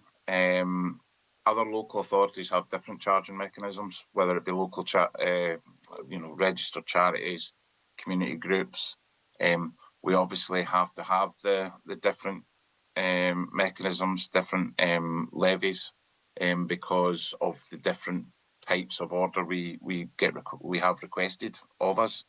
Any temporary traffic regulation order required for an event, for example, goes through multiple levels of discussion with a council officer. So when the application's received, very often we do say to the applicant that if you can get in touch with a registered charity, for example, you can offset the cost for yourself. The difference is usually it can be about £300-400, so which is a lot of money to a community group. So just because an applicant has made the application, that doesn't mean that that's then the cost that's automatically levied. They don't pay up front; it's always invoiced after the task. But we have been quite successful in the past with getting registered charities involved with community groups. I think most community groups have been able to get access to a charity for support. And I think, the difference being, I think the difference between the two smaller levies is one's registered charities and one is community-based events. So I think that's maybe for a future discussion, whether members feel that the levies are correct. But again, that's something that needs to potentially be looked at. Thank you. And I think there was a further question just about the recovery of the fees. So at the moment, last financial year we processed over 500 road closures with fees. We're going to break all records with that this year, I'm afraid, because of the amount of work going on. But essentially, we have one member of admin staff from a hub who is allocated to do invoicing for roads, and we get maybe a day a month from them, a couple of days a month. So it is more admin resource from a hub that is required to be able to process these on a more expedient basis, rather than just once every 3 months. Councillor Dashper, does that answer the questions you've raised, or do you want to come back? Yeah, I think that's touched on the main points. I'm surprised it's as many as that, and we've only got what sounds like a one-man job nearly processing all of these. So, no, that's interesting. Thank you. Thank you, Councillor Dryborough. Yeah, thanks, Mike. I was at an APSI seminar with roads, and they talked about the Ayrshire three Ayrshire roads, and they've got a online facility which actually costs less, and it's apparently quite a good thing. And I'm just wondering if you're doing any research into that, or any other systems that will help the resource issue. Yeah, we are.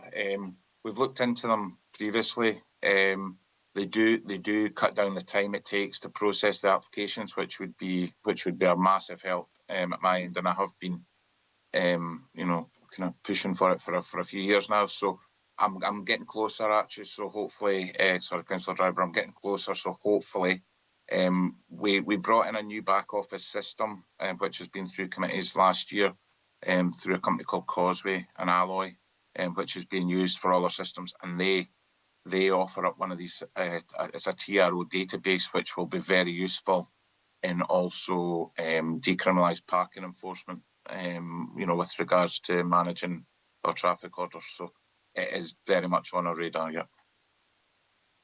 Great, thank you. No, that's encouraging to hear, and there shouldn't be any sort of obstacle to operational improvements like that. I think that's a good thing. Councillor Marshall. Yeah, really just to come back and thanks, Mike, for giving a reassurance. It sounds as though the resources that have been put in place, the fact that you're fulfilling your statutory targets and obligations, seems as though that resources are adequate. I just wonder, do they have a specific title? The three roles, is is it PUI, is it public utilities inspectors? Or it would be helpful if members could have details so that we can contact them, because we do get issues brought up by constituents about, standards in roads or perceptions of that, and at times we do need to contact the council with regards to maybe work that's been done by a public utility company. So it'd probably be helpful if the members could be given some contact details on that. That would be appreciated. Thanks, Councillor Marshall. Yep. Sorry, Mike, I was going to ask, is that something that could be circulated appropriately to members following this committee? Or? Yep, 100%, Chair. Yes, I can arrange for that to go out to all members. Yeah. That's helpful, thank you. And I think there was probably a linked question to that, which is there's a focus on, obviously, in the reinstatement from utilities.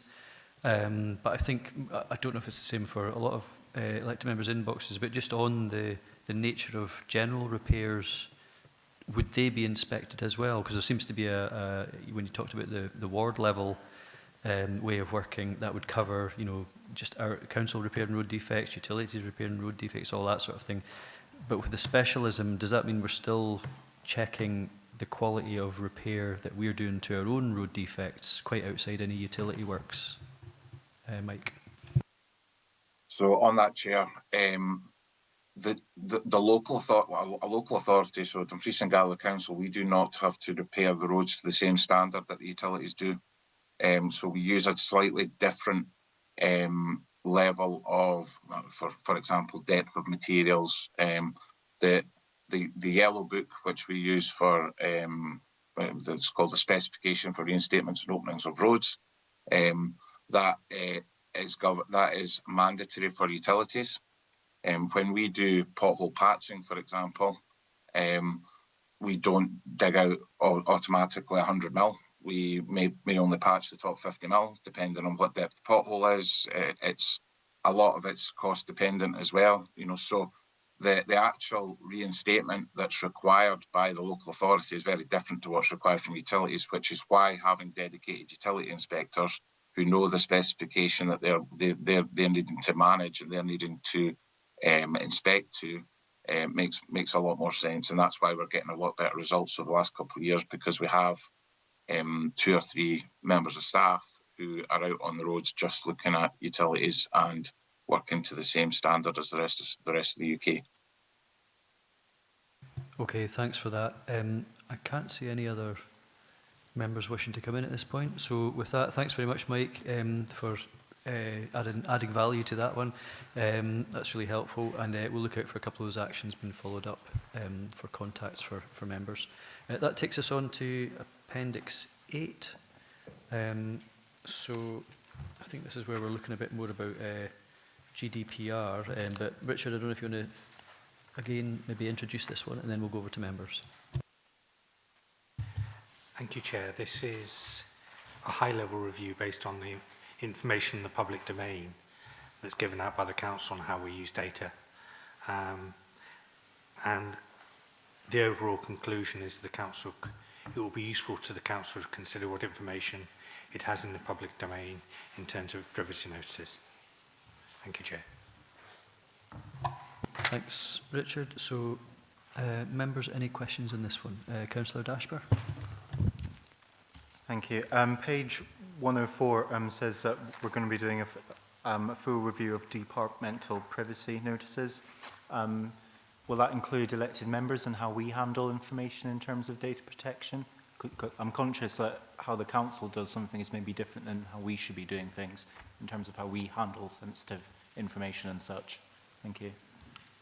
So I think I'm going straight to Vlad on this one, and then Richard, if you want to add anything. Yes, thank you. I think we've done some training in terms of the overall induction for members on data protection.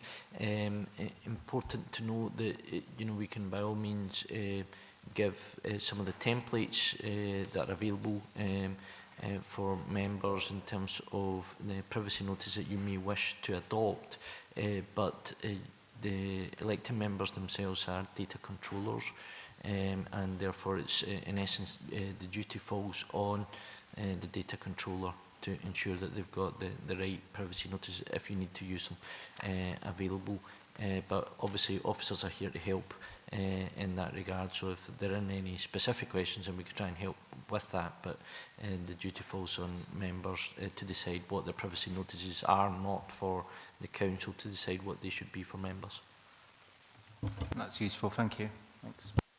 Okay, thank you. And I think it might be helpful just to remind members of the link to the, I think there's a presentation online as part of the induction training, which might just assist members if they want to refamiliarise themselves, and if there's that privacy notice template, that might be helpful, just as a wee memory jog, given that we're all data controllers. Thanks for that. So any other questions? I don't see any online or in the room. So as we've become accustomed to, we'll be getting reports back in 6 months as a follow-up on some of these things, and I think there's been a number of actions or notes taken on board by the team today. So with that, we'll just go to recommendations. Let's get the page.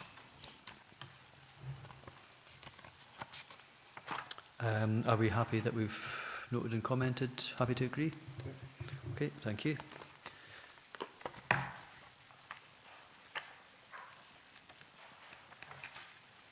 So item 6, we've got a follow-up of internal audit report, and again,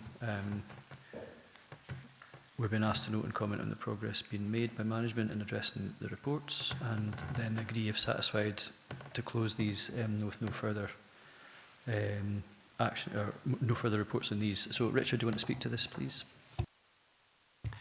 Thank you, Chair. On this occasion, I'd like to take the first two together because they are both linking to education, nursery school funds and secondary school funds. Members will note there's differing arrangements due to the relative value of the funds in place at each. Nurseries typically have a few £100. Secondary schools may have £100,000 of school funds in there, and that necessitates different control arrangements. As part of the audit, we noticed, certainly at secondary schools, some weaknesses in the arrangements, which have been addressed at a education-wide level. I just want to reassure members that due to some of those concerns, there will be a small random sample of schools, nurseries, primary and secondary schools done as part of next year's audit plan. And on that basis, I suggest to you that you close interest in this report at this stage. So does that refer just to Appendix 1 or both Appendix 1 and 2, Chair. Yep. So are we comfortable with the assurance that we've been given for Appendix 1 and 2? Okay, thank you. So on to the next one, Richard. Thank you, Chair. This is a follow-up of review for the new charging arrangements for self-catering properties. We're satisfied that all the actions have been implemented, and again, I would recommend that you close your interest in this report. Okay, I think everybody's quite happy with that. So on to Appendix 4. I'm going to say more or less the same thing again on overseas school trips. This was an audit originally requested by the service. At the original time of the audit, we found some issues. They now seem to have been addressed, and we're happy that the arrangements are now robust. Okay, thank you. Everybody seems relatively content with that. So Appendix 5. Thank you, Chair. And finally, there is one aspect to this report which is in progress, and that is running reports from the iTrend system on when a refresher check is required. That being said, the majority of the other actions have been completed in terms of the approved guidance. I'm aware that I think the new national guidance for this will require a refresher check every 5 years anyway, which kind of lessens the need for this action. Internal audit will of course keep an eye on it, but I think you can close your interest at this stage. Thank you. So everybody comfortable with that? Okay, that's good. So with that, I think we can agree the recommendations.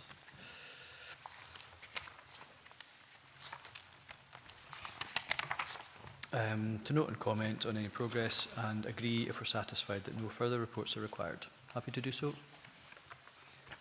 Okay, thank you. That takes us to item 7. So annual governance statement, and we've been asked to agree the draft statement. Obviously it's been circulated, and we'll all have seen this a few times already, I think. and then agree to delegate to the Assistant Director of Governance and Human Resources to make any amendments. So anything you want to add to this, Fraser? Okay, over to members. Any comment, or are we happy to agree? Thanks, Chair. It's on page 137 under 3.5. Vacancies are continuously monitored. It's quite disturbing. Last week when we were at Education, Community Wellbeing and Skills, there's two things that come under Thriving Communities, and there's 55 vacancies under that, and also under Schools Council, Schools Quality and Curriculum Service Plan, there's 326 vacancies. Seems quite disturbing. I asked the question of Thriving Communities. The answer I got back was that 2 or 3 people have different jobs. But I find it quite hard that you've got, there's 2 items for last week. We're just short of 400 vacancies within the council. It's quite concerning as a member myself. Thanks, Councillor Stitt. So, I mean, is there a question with that you want to get an answer to, or just more of a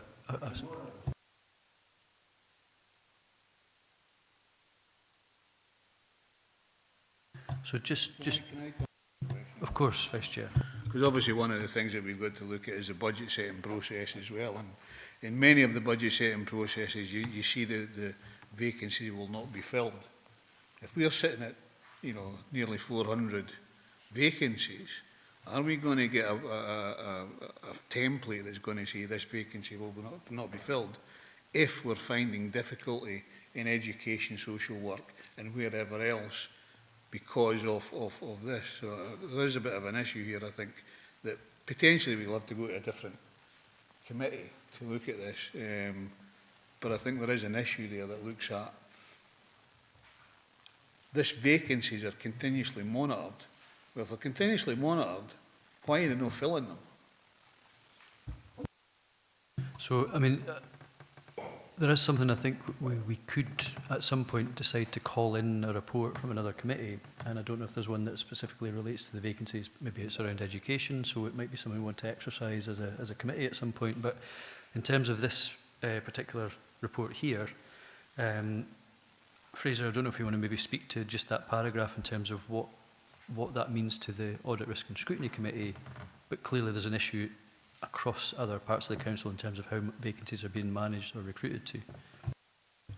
No, thanks, Chair. So I think that section of Angus is really just trying to assure members that, in essence, the vacancies are monitored. It is a known challenge, and you know, efforts are being made. There's reference to grow your own models there, you know, to try and tackle recruitment challenges. You know, for example, and I know recently as the committee's been looking at kind of recruitment and retention and social work specifically, that's ongoing. So really this is just to provide assurance to members that it is a known issue.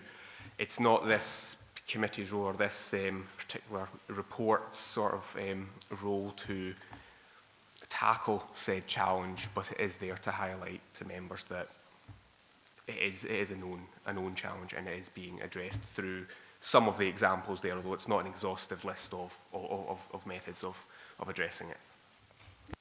Thank you. And Vlad, do you want to add to that? Yeah, just through yourself, Chair, and I absolutely understand the concerns. I think there are a lot of vacancies, there's no doubt about it. There's also a recognition of difficulties in recruiting across the whole of Scotland, and not just in the public sector but also private sector, and within that there's an element of similarities to some of the approach we have to risk management, which is in essence there's so much that we can do to mitigate, and we should do our very best to mitigate it, but we'll never solve the problem. And within that, there is, and I think what the annual governance statement tries to do is to give an assurance to members that we are continuously monitoring that.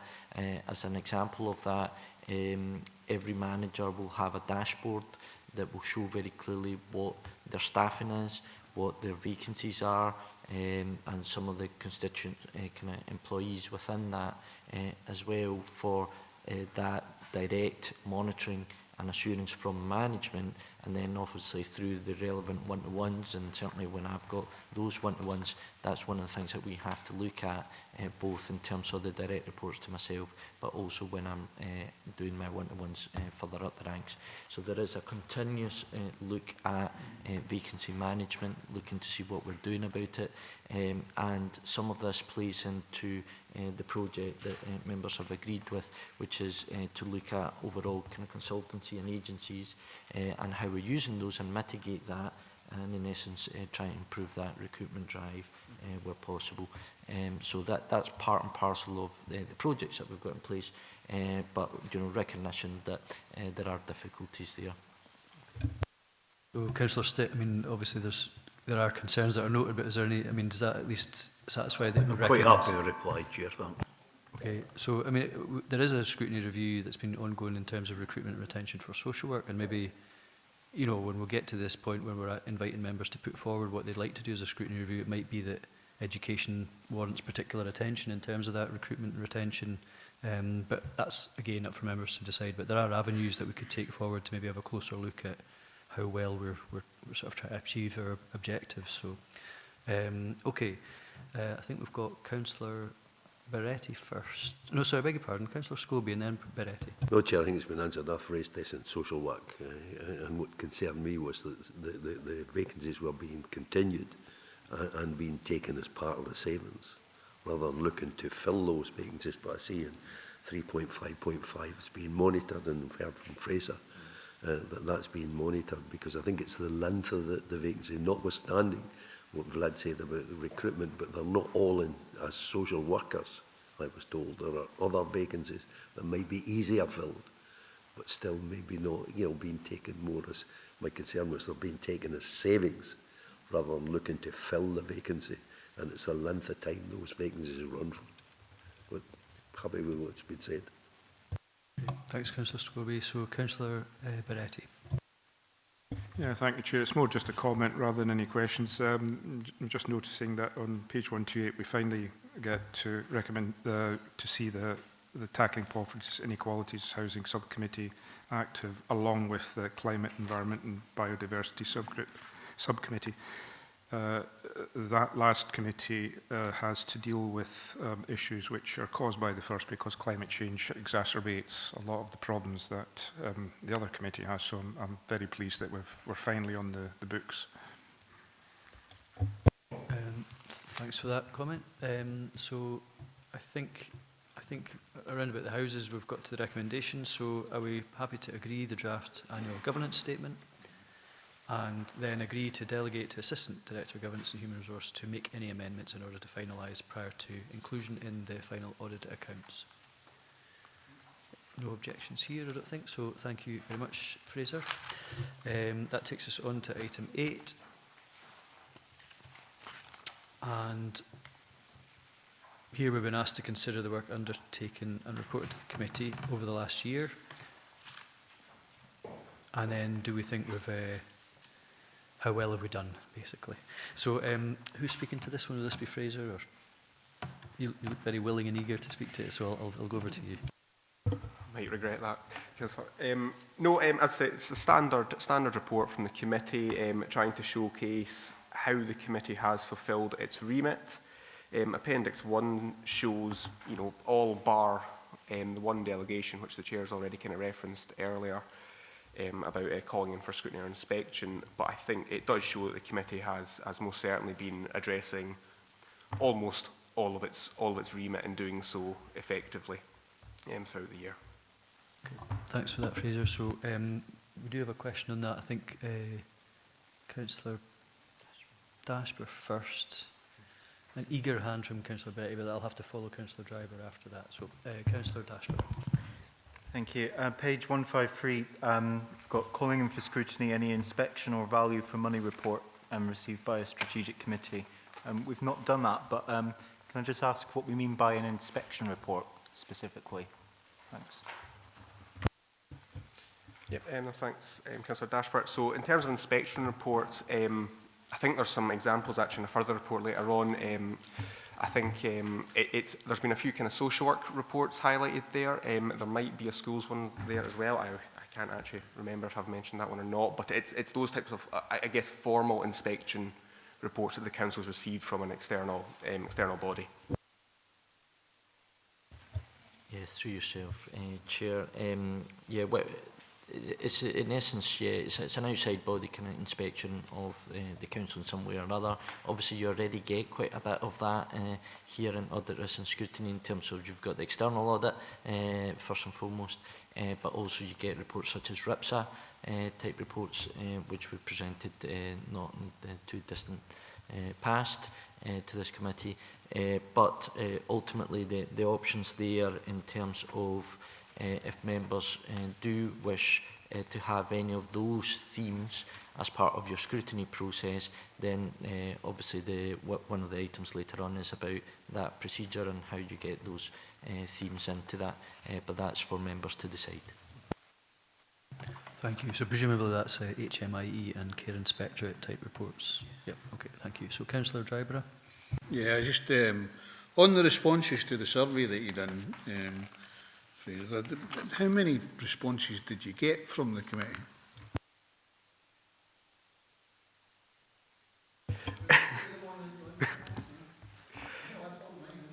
I think we were around half of the committee, if I'm honest, Councillor, but as I say, you provide feedback in every meeting anyway, really, through your scrutiny and the like, so kind of covered that basis anyway. Oh, good question, and the guilty know who they are, so so that's fine. But Councillor Barretti. Yeah, thank you, Chair. Page 157.4. Not quite certain how to deliver this, but councillors tend routinely prepare well and challenge officers appropriately. Would it be possible to outline or give me examples of prepare well? What does that mean in relation and challenge officers appropriately? So I mean, okay, I'll pass that over to Fraser because he leaned towards the microphone there.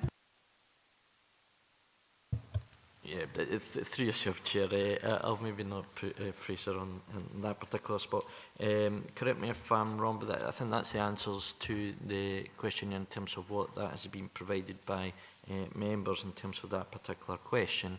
I would maybe, similar to the last one, maybe throw it back at members, is for members to determine, in essence, whether you feel that members are being properly prepared in terms of what you see at committee, and particularly this committee, and what you see in terms of the relevant scrutiny questions that are being asked. And I think today's a good reflection of the amount of scrutiny that has happened through all the various papers that we've had, and in essence appropriate and relevant and reasonable questions coming from members. So that's the officer's perspective from myself, but ultimately this was a questionnaire for members to determine that.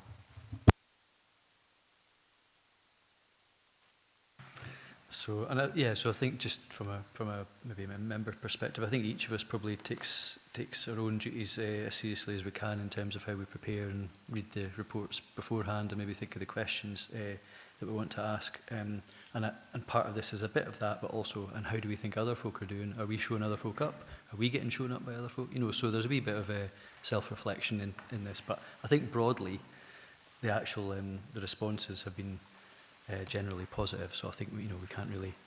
It's hard to argue with that, I think, especially in today's performance. But Councillor Barretti. Well, I will, with a little bit of tongue-in-cheek humour, ask Vlad, out of 10, what was our performance then today?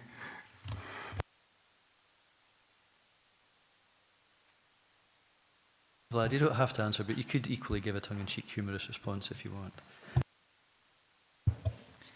I'll give a politician's answer, no comment. So with that, we're obviously taking our job seriously. So so Councillor Marshall, apologies. No, Chair, I've put my hand down. Okay, thank you. Well, in that case, are we happy to go to the recommendations, consider the work undertaken, as reported, and also the assessment of our performance. Are we happy to agree the recommendations? Okay, thank you. So item 9 is the Integrity Group Annual Report, and this was mentioned earlier in the agenda, but I think in the first instance, if I pass over to yourself, Vlad, if you want to speak to this. Yeah, thank you. The Integrity Group annual report, as members have rightly picked up, we hadn't reported to Audit, Risk and Scrutiny in terms of the overall role and in essence the various strategic actions that that group is taking, and therefore we set about in essence presenting this report to members. It's been a wee while since we took that to members in terms of approving the overall strategy, but in essence the Integrity Group reporting should be happening annually, and we're correcting that today. Thank you. So Councillor Bretty. Yeah, thank you, Chair. Comment and question. I welcome the report after the request from the last committee. This will be an annual report as stated.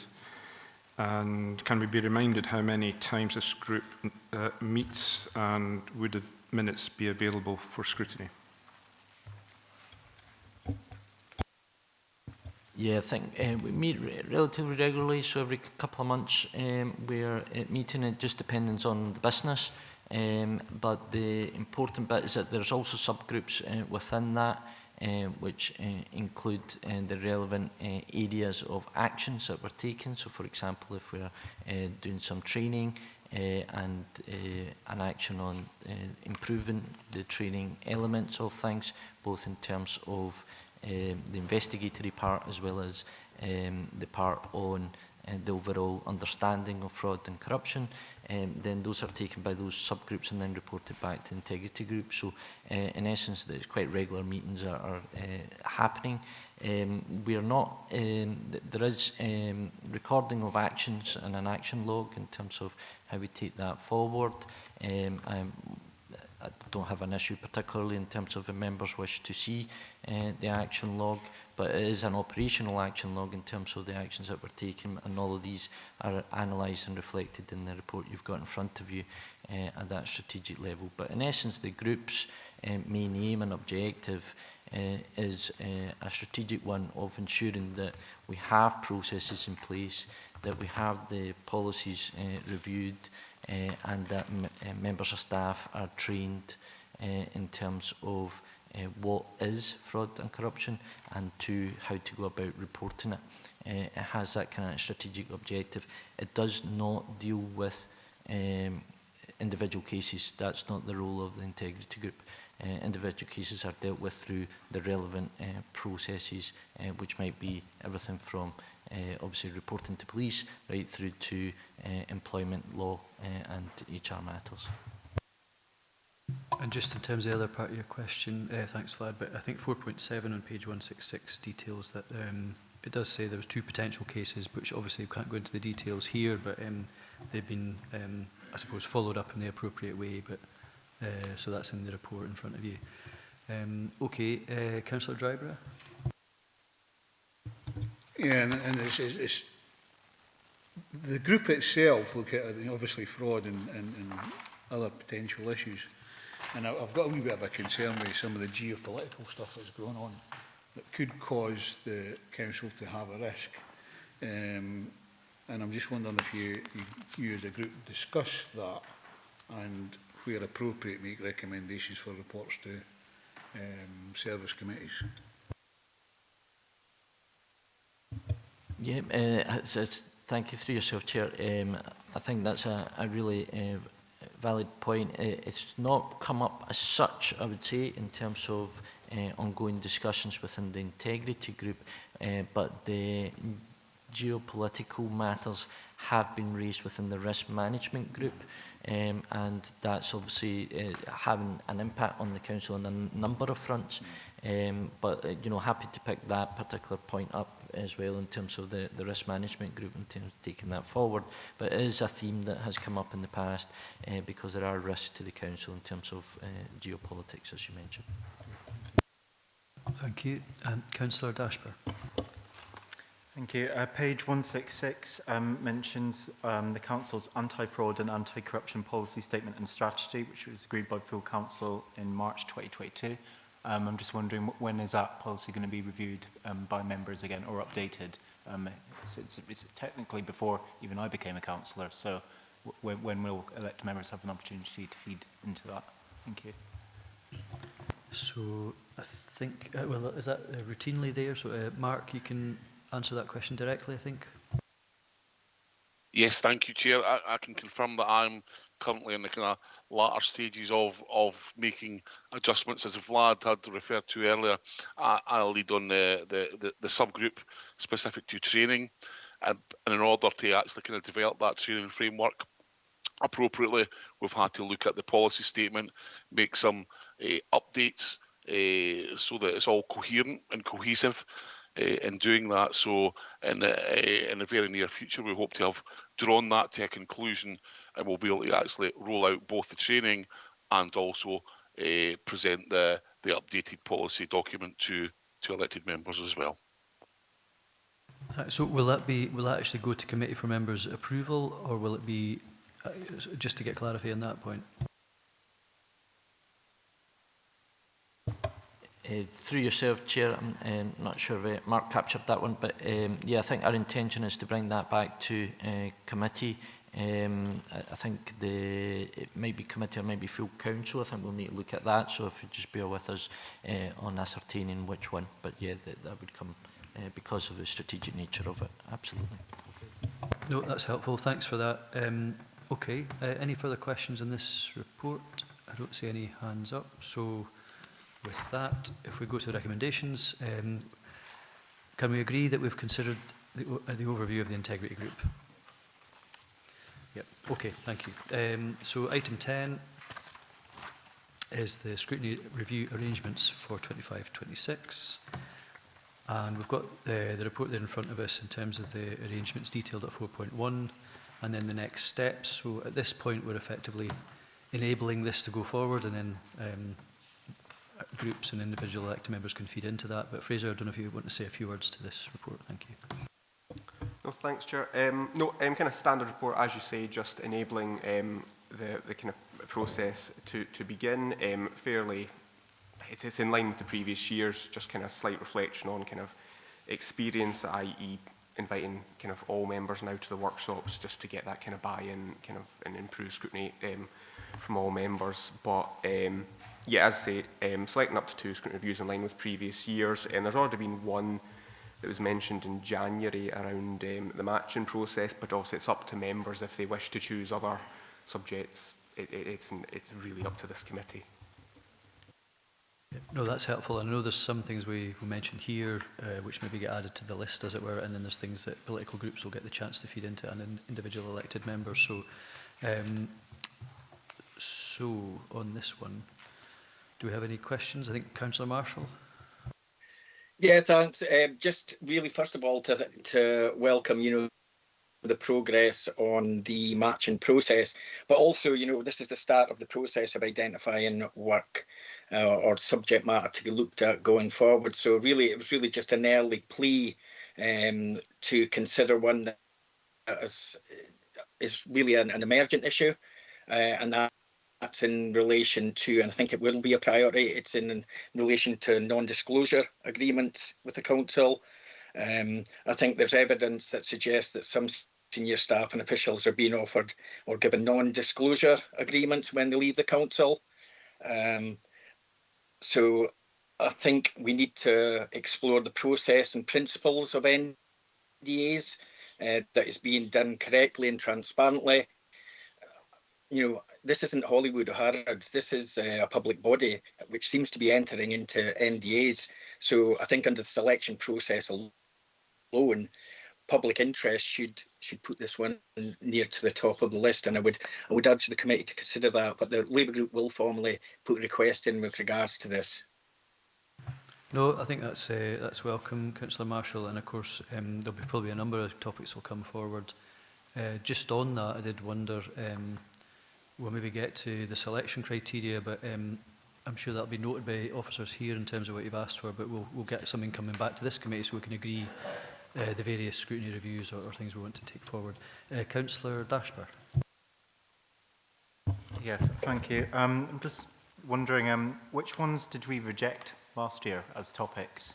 Thanks. I don't know them off the top of my head. I can certainly find them and circulate them around with my communication to all members for consideration.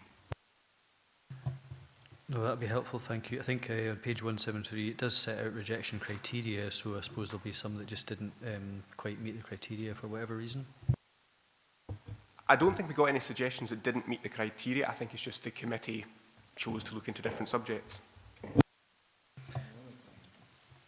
Okay, so Councillor, no, I'm trying to look in front of me. I think Councillor Beretti, have I got that right? No, okay, I've got an inappropriate list there. So are members happy then in that case to agree the recommendation, so we'll get something coming back, and we've noted obviously some of the things that have been put forward by members already, and that will form part of a report that comes back to this committee, which we can then agree to take forward. So 2.1 and 2.2, happy to agree? Okay, thank you. And that takes us then to item 11. So this is a follow-up report, children with additional needs, additional support needs follow-up. So this is basically scrutinising the implementation of the recommendations from the scrutiny review, and I think we've got somebody online to speak to this. Hugh Smith, yes, there you are. Are you able to say a few words to this report before opening up to members? Thank you, Chair. Nothing really to add other than that's in the report. I think there's a significant amount of work that in response to the recommendations from the Audit and Risk Committee that have taken place, and hopefully that's well captured and available for members' consideration, and obviously available to take any questions. Thanks, Hugh. So, Councillor Dryborough.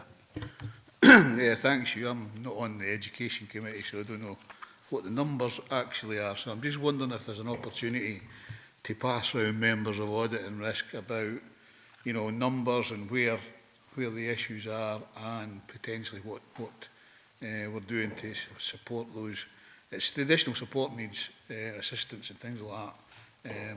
I'm not 100% sure where we are with these, but if we can get numbers, that'd be great.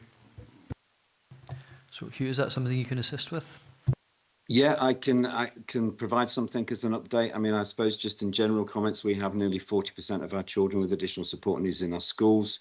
In terms of the learning assistance, which this is particularly related to, we have 412 FTE equivalent, which is actually over 700 positions. But I can produce something for members that would probably give a more detailed analysis of information in terms of the pressures and challenges and numbers. Okay, thank you. I think all members would welcome that information. So we've got Councillor Johnson next, I think. Yeah, thank you, Chair. There's a lot of good work being put into this, and some very good and useful recommendations.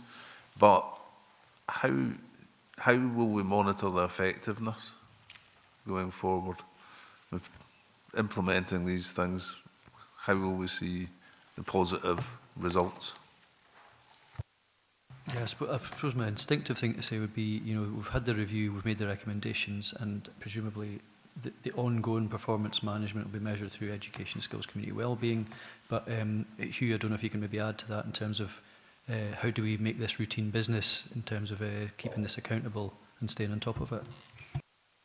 Chair, I think you're absolutely right. It's through our regular reporting and auditing and quality assurance of the offer and the provision. And there are a number of factors that we performance report on in terms of what's working, what isn't working. I suppose I would just, you know, always want to flag to members that this is a very challenging area of business across Dumfries and Galloway, but across Scotland. In fact, the UK, we see this as well in terms of the challenges and the pressures. Yeah, we have measures and systems and processes to kind of oversee the provision of education for all of our children. Do you want to come back? Yeah, and thanks for that, Hugh. Really, the kind of point I was making is really that this will be incredibly difficult to come up with some form of performance measure going forward. No, I think that's noted, Councillor Johnson. Thank you. So, Councillor Scobie, I think next. Yeah, Chair, I'm pleased that it is recognised that it is a challenging area, and I think that's recognised in education as well. And Hugh's just reiterated that. And to our credit, the authority, the education authority, as soon as a child shows traits of autism or anything, then we do put in place that level of support. But a lot of the parents, and I've raised this at education as often as not, in terms of ENDA's neurodivergence assessments, that parents really look for this so that they can understand just how much the level of support, and it's that their child requires, that then is implemented in the schools. And I have a fear that sometimes we're not always getting it right for every child in terms of the level of support. And it's really to focus on that, where from COVID, we're now recognising, as Hugh says, 40% of our children are requiring that additional support. But it's not reflected in the provision, the resources that we've spoken of today on numerous fronts, that we're not getting that level of support for every child, to make sure that we do get it right for every child, the GIRFEC principle. So the report focuses on the ability of the ASLs, and we've got tremendous people doing this work, but it's that level of resource to make sure that we do get it right for every child that I'm not picking up from this report, that indeed we are following through. And the other concerns I have is just, you know, in primaries. In secondary, they're more familiar with the legislation in terms of child plan, coordinated support plans, ID, independent learning, and whatever the acronym is for that. And that they can, in primary schools, that primaries can look for a CSP, and indeed, if they're very much dissatisfied, they can actually go to the first tier educational tribunal. And again, I'm not picking that up in the scrutiny that may have been carried out, just how complex an issue this really is. Thanks, Councillor Scobie. So I suppose there's a wee bit of difference here between what we scrutinised, what recommendations were made, and then the general point about the resourcing and the challenge that's faced. But Hugh, I don't know if you want to maybe comment on that, because you're sort of living this every day, I suppose. Thank you, Chair, and thank you, Councillor Scobie. Absolutely. I suppose the first point would be to say that additional support for learning is based on a fundamental principle that a diagnosis is not necessary. It's what are the needs that the child has in front of you as a class teacher. So for us, we work obviously closely with our colleagues in health around diagnosis, but it is a medical process, and we don't have a locus in terms of being able to drive that. But fundamentally, if a child is sitting in front of you with traits that look like they're autistic, we would be responding and supporting them on that basis, and not waiting for a diagnosis that may take some time. In terms of the sort of the wider issues, that it is a constant challenge in terms of being able to meet the needs and the complexity of needs. And that, as Councillor Scobie's talked about, this is a whole area of council business that is framed within legislation and a statutory code of practice, which gives us timescales for most of the things we have to do. And we are very clear in our communications with parents that there is a process in terms of you can escalate this out with the council and through to the first tier tribunal. And we have on our website, as we are statutorily required to do, links to Enquire Scotland, which is the national funded organisation around parental rights and children's rights in relation to additional support. So we're very clear about being as upfront as possible in terms of what is available, but our approach is always resolve at the earliest and soonest opportunity when there are challenges and issues. And I think that the fact that in my time in this role of 7 years, never actually physically had to attend a tribunal, because we haven't actually reached that point, given that my colleagues in the Central Belt would say that they're probably at one every other week. I think there is something about Dumfries and Galloway where we are doing our best with the resources that we have to get it right for our children. Okay, thanks for that, Hugh. Councillor Dashper. Thank you. Just looking at 4.13, page 177, the partnership with Dumfries and Galloway College offering a PDA SEQF Level 6 course. I'm just wondering, What's the distribution of that? Is it both campuses of the college in Dumfries and in Stranraer? Do you have that information? Thank you.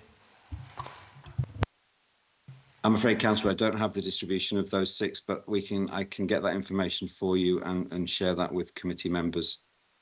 Thank you. Thanks. Thanks, Hugh. That would be helpful. And just checking, so Councillor Marshall, did you want in on this one? I've got a note on the screen with your name in it, but not one next to me. So it's just to double check that you're not missing out. No, not missing out. Thank you, Chair. Okay, no, that's fine.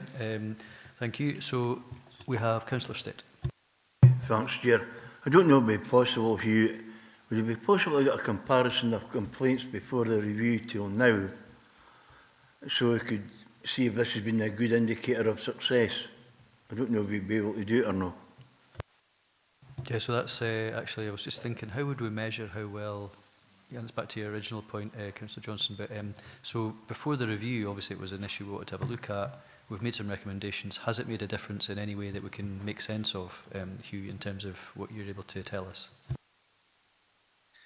I think, Chair, probably that in terms of these recommendations, it's about confidence and competence of our staff in terms of being able to support children with additional support needs.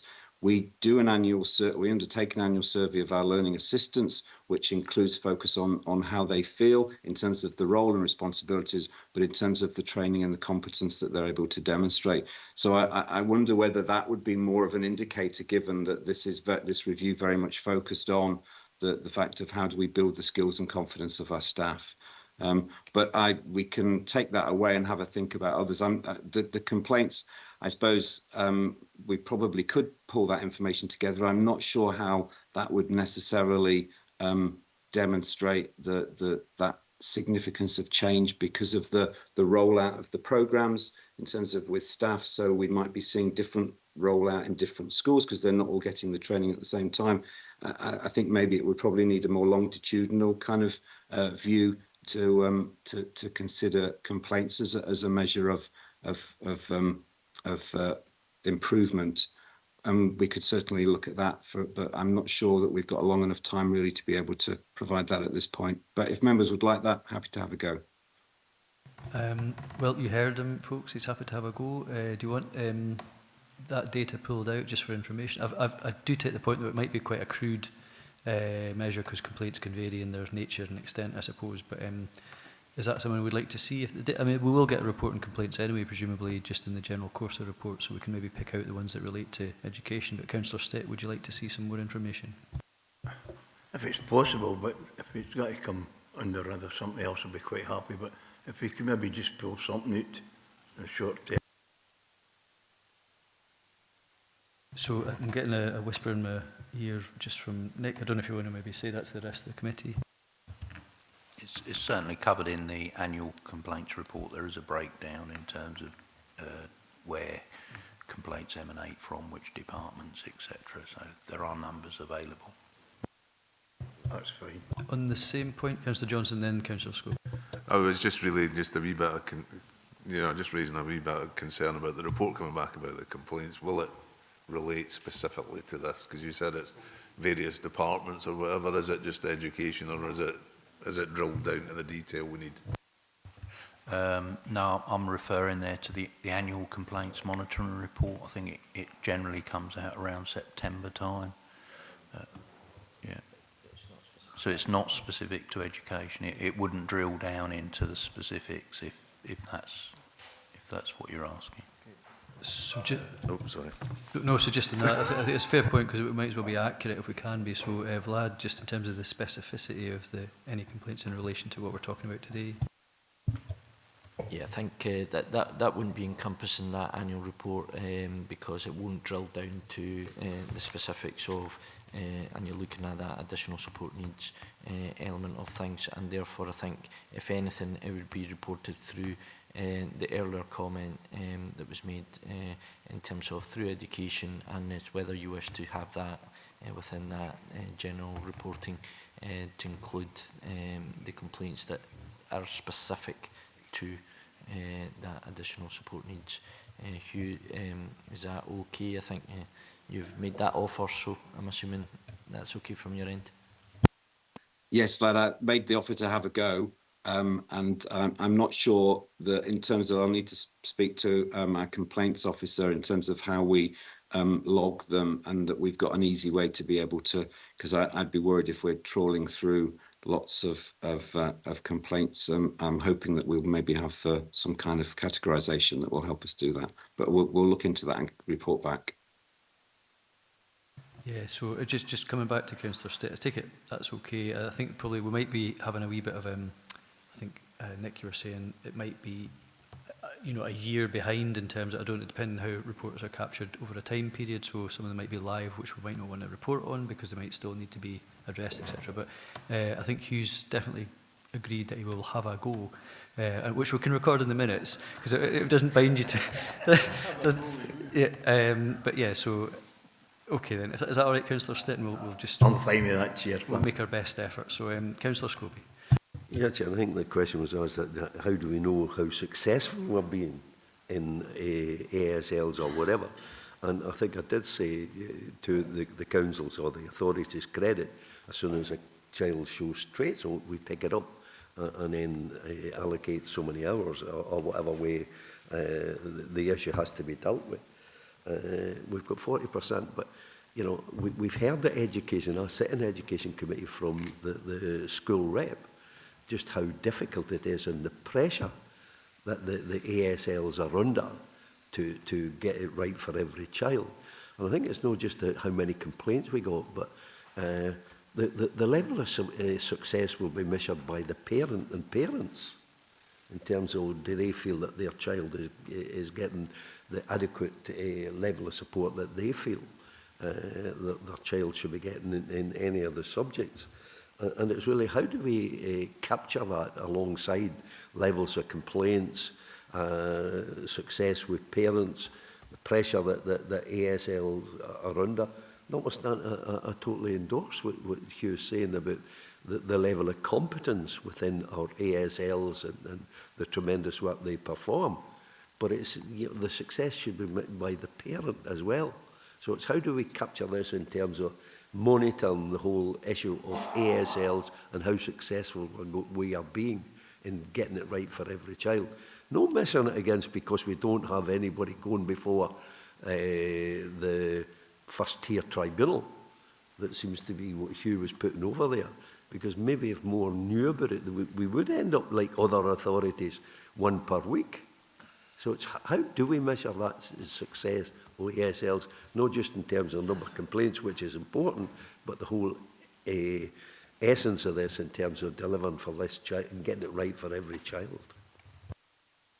So just on that, so I'm trying to parse that myself. So I mean, I think my key concern would be that the more we deviate away from the outcomes for the child, I think our focus is getting it right for every child, not so much getting it right for every parent. But I do accept that, you know, the parent's voice is a key part of the wider education and provision for a child, and that dialogue with the school or whatever that might be. So, but Hugh, maybe you can handle that more delicately.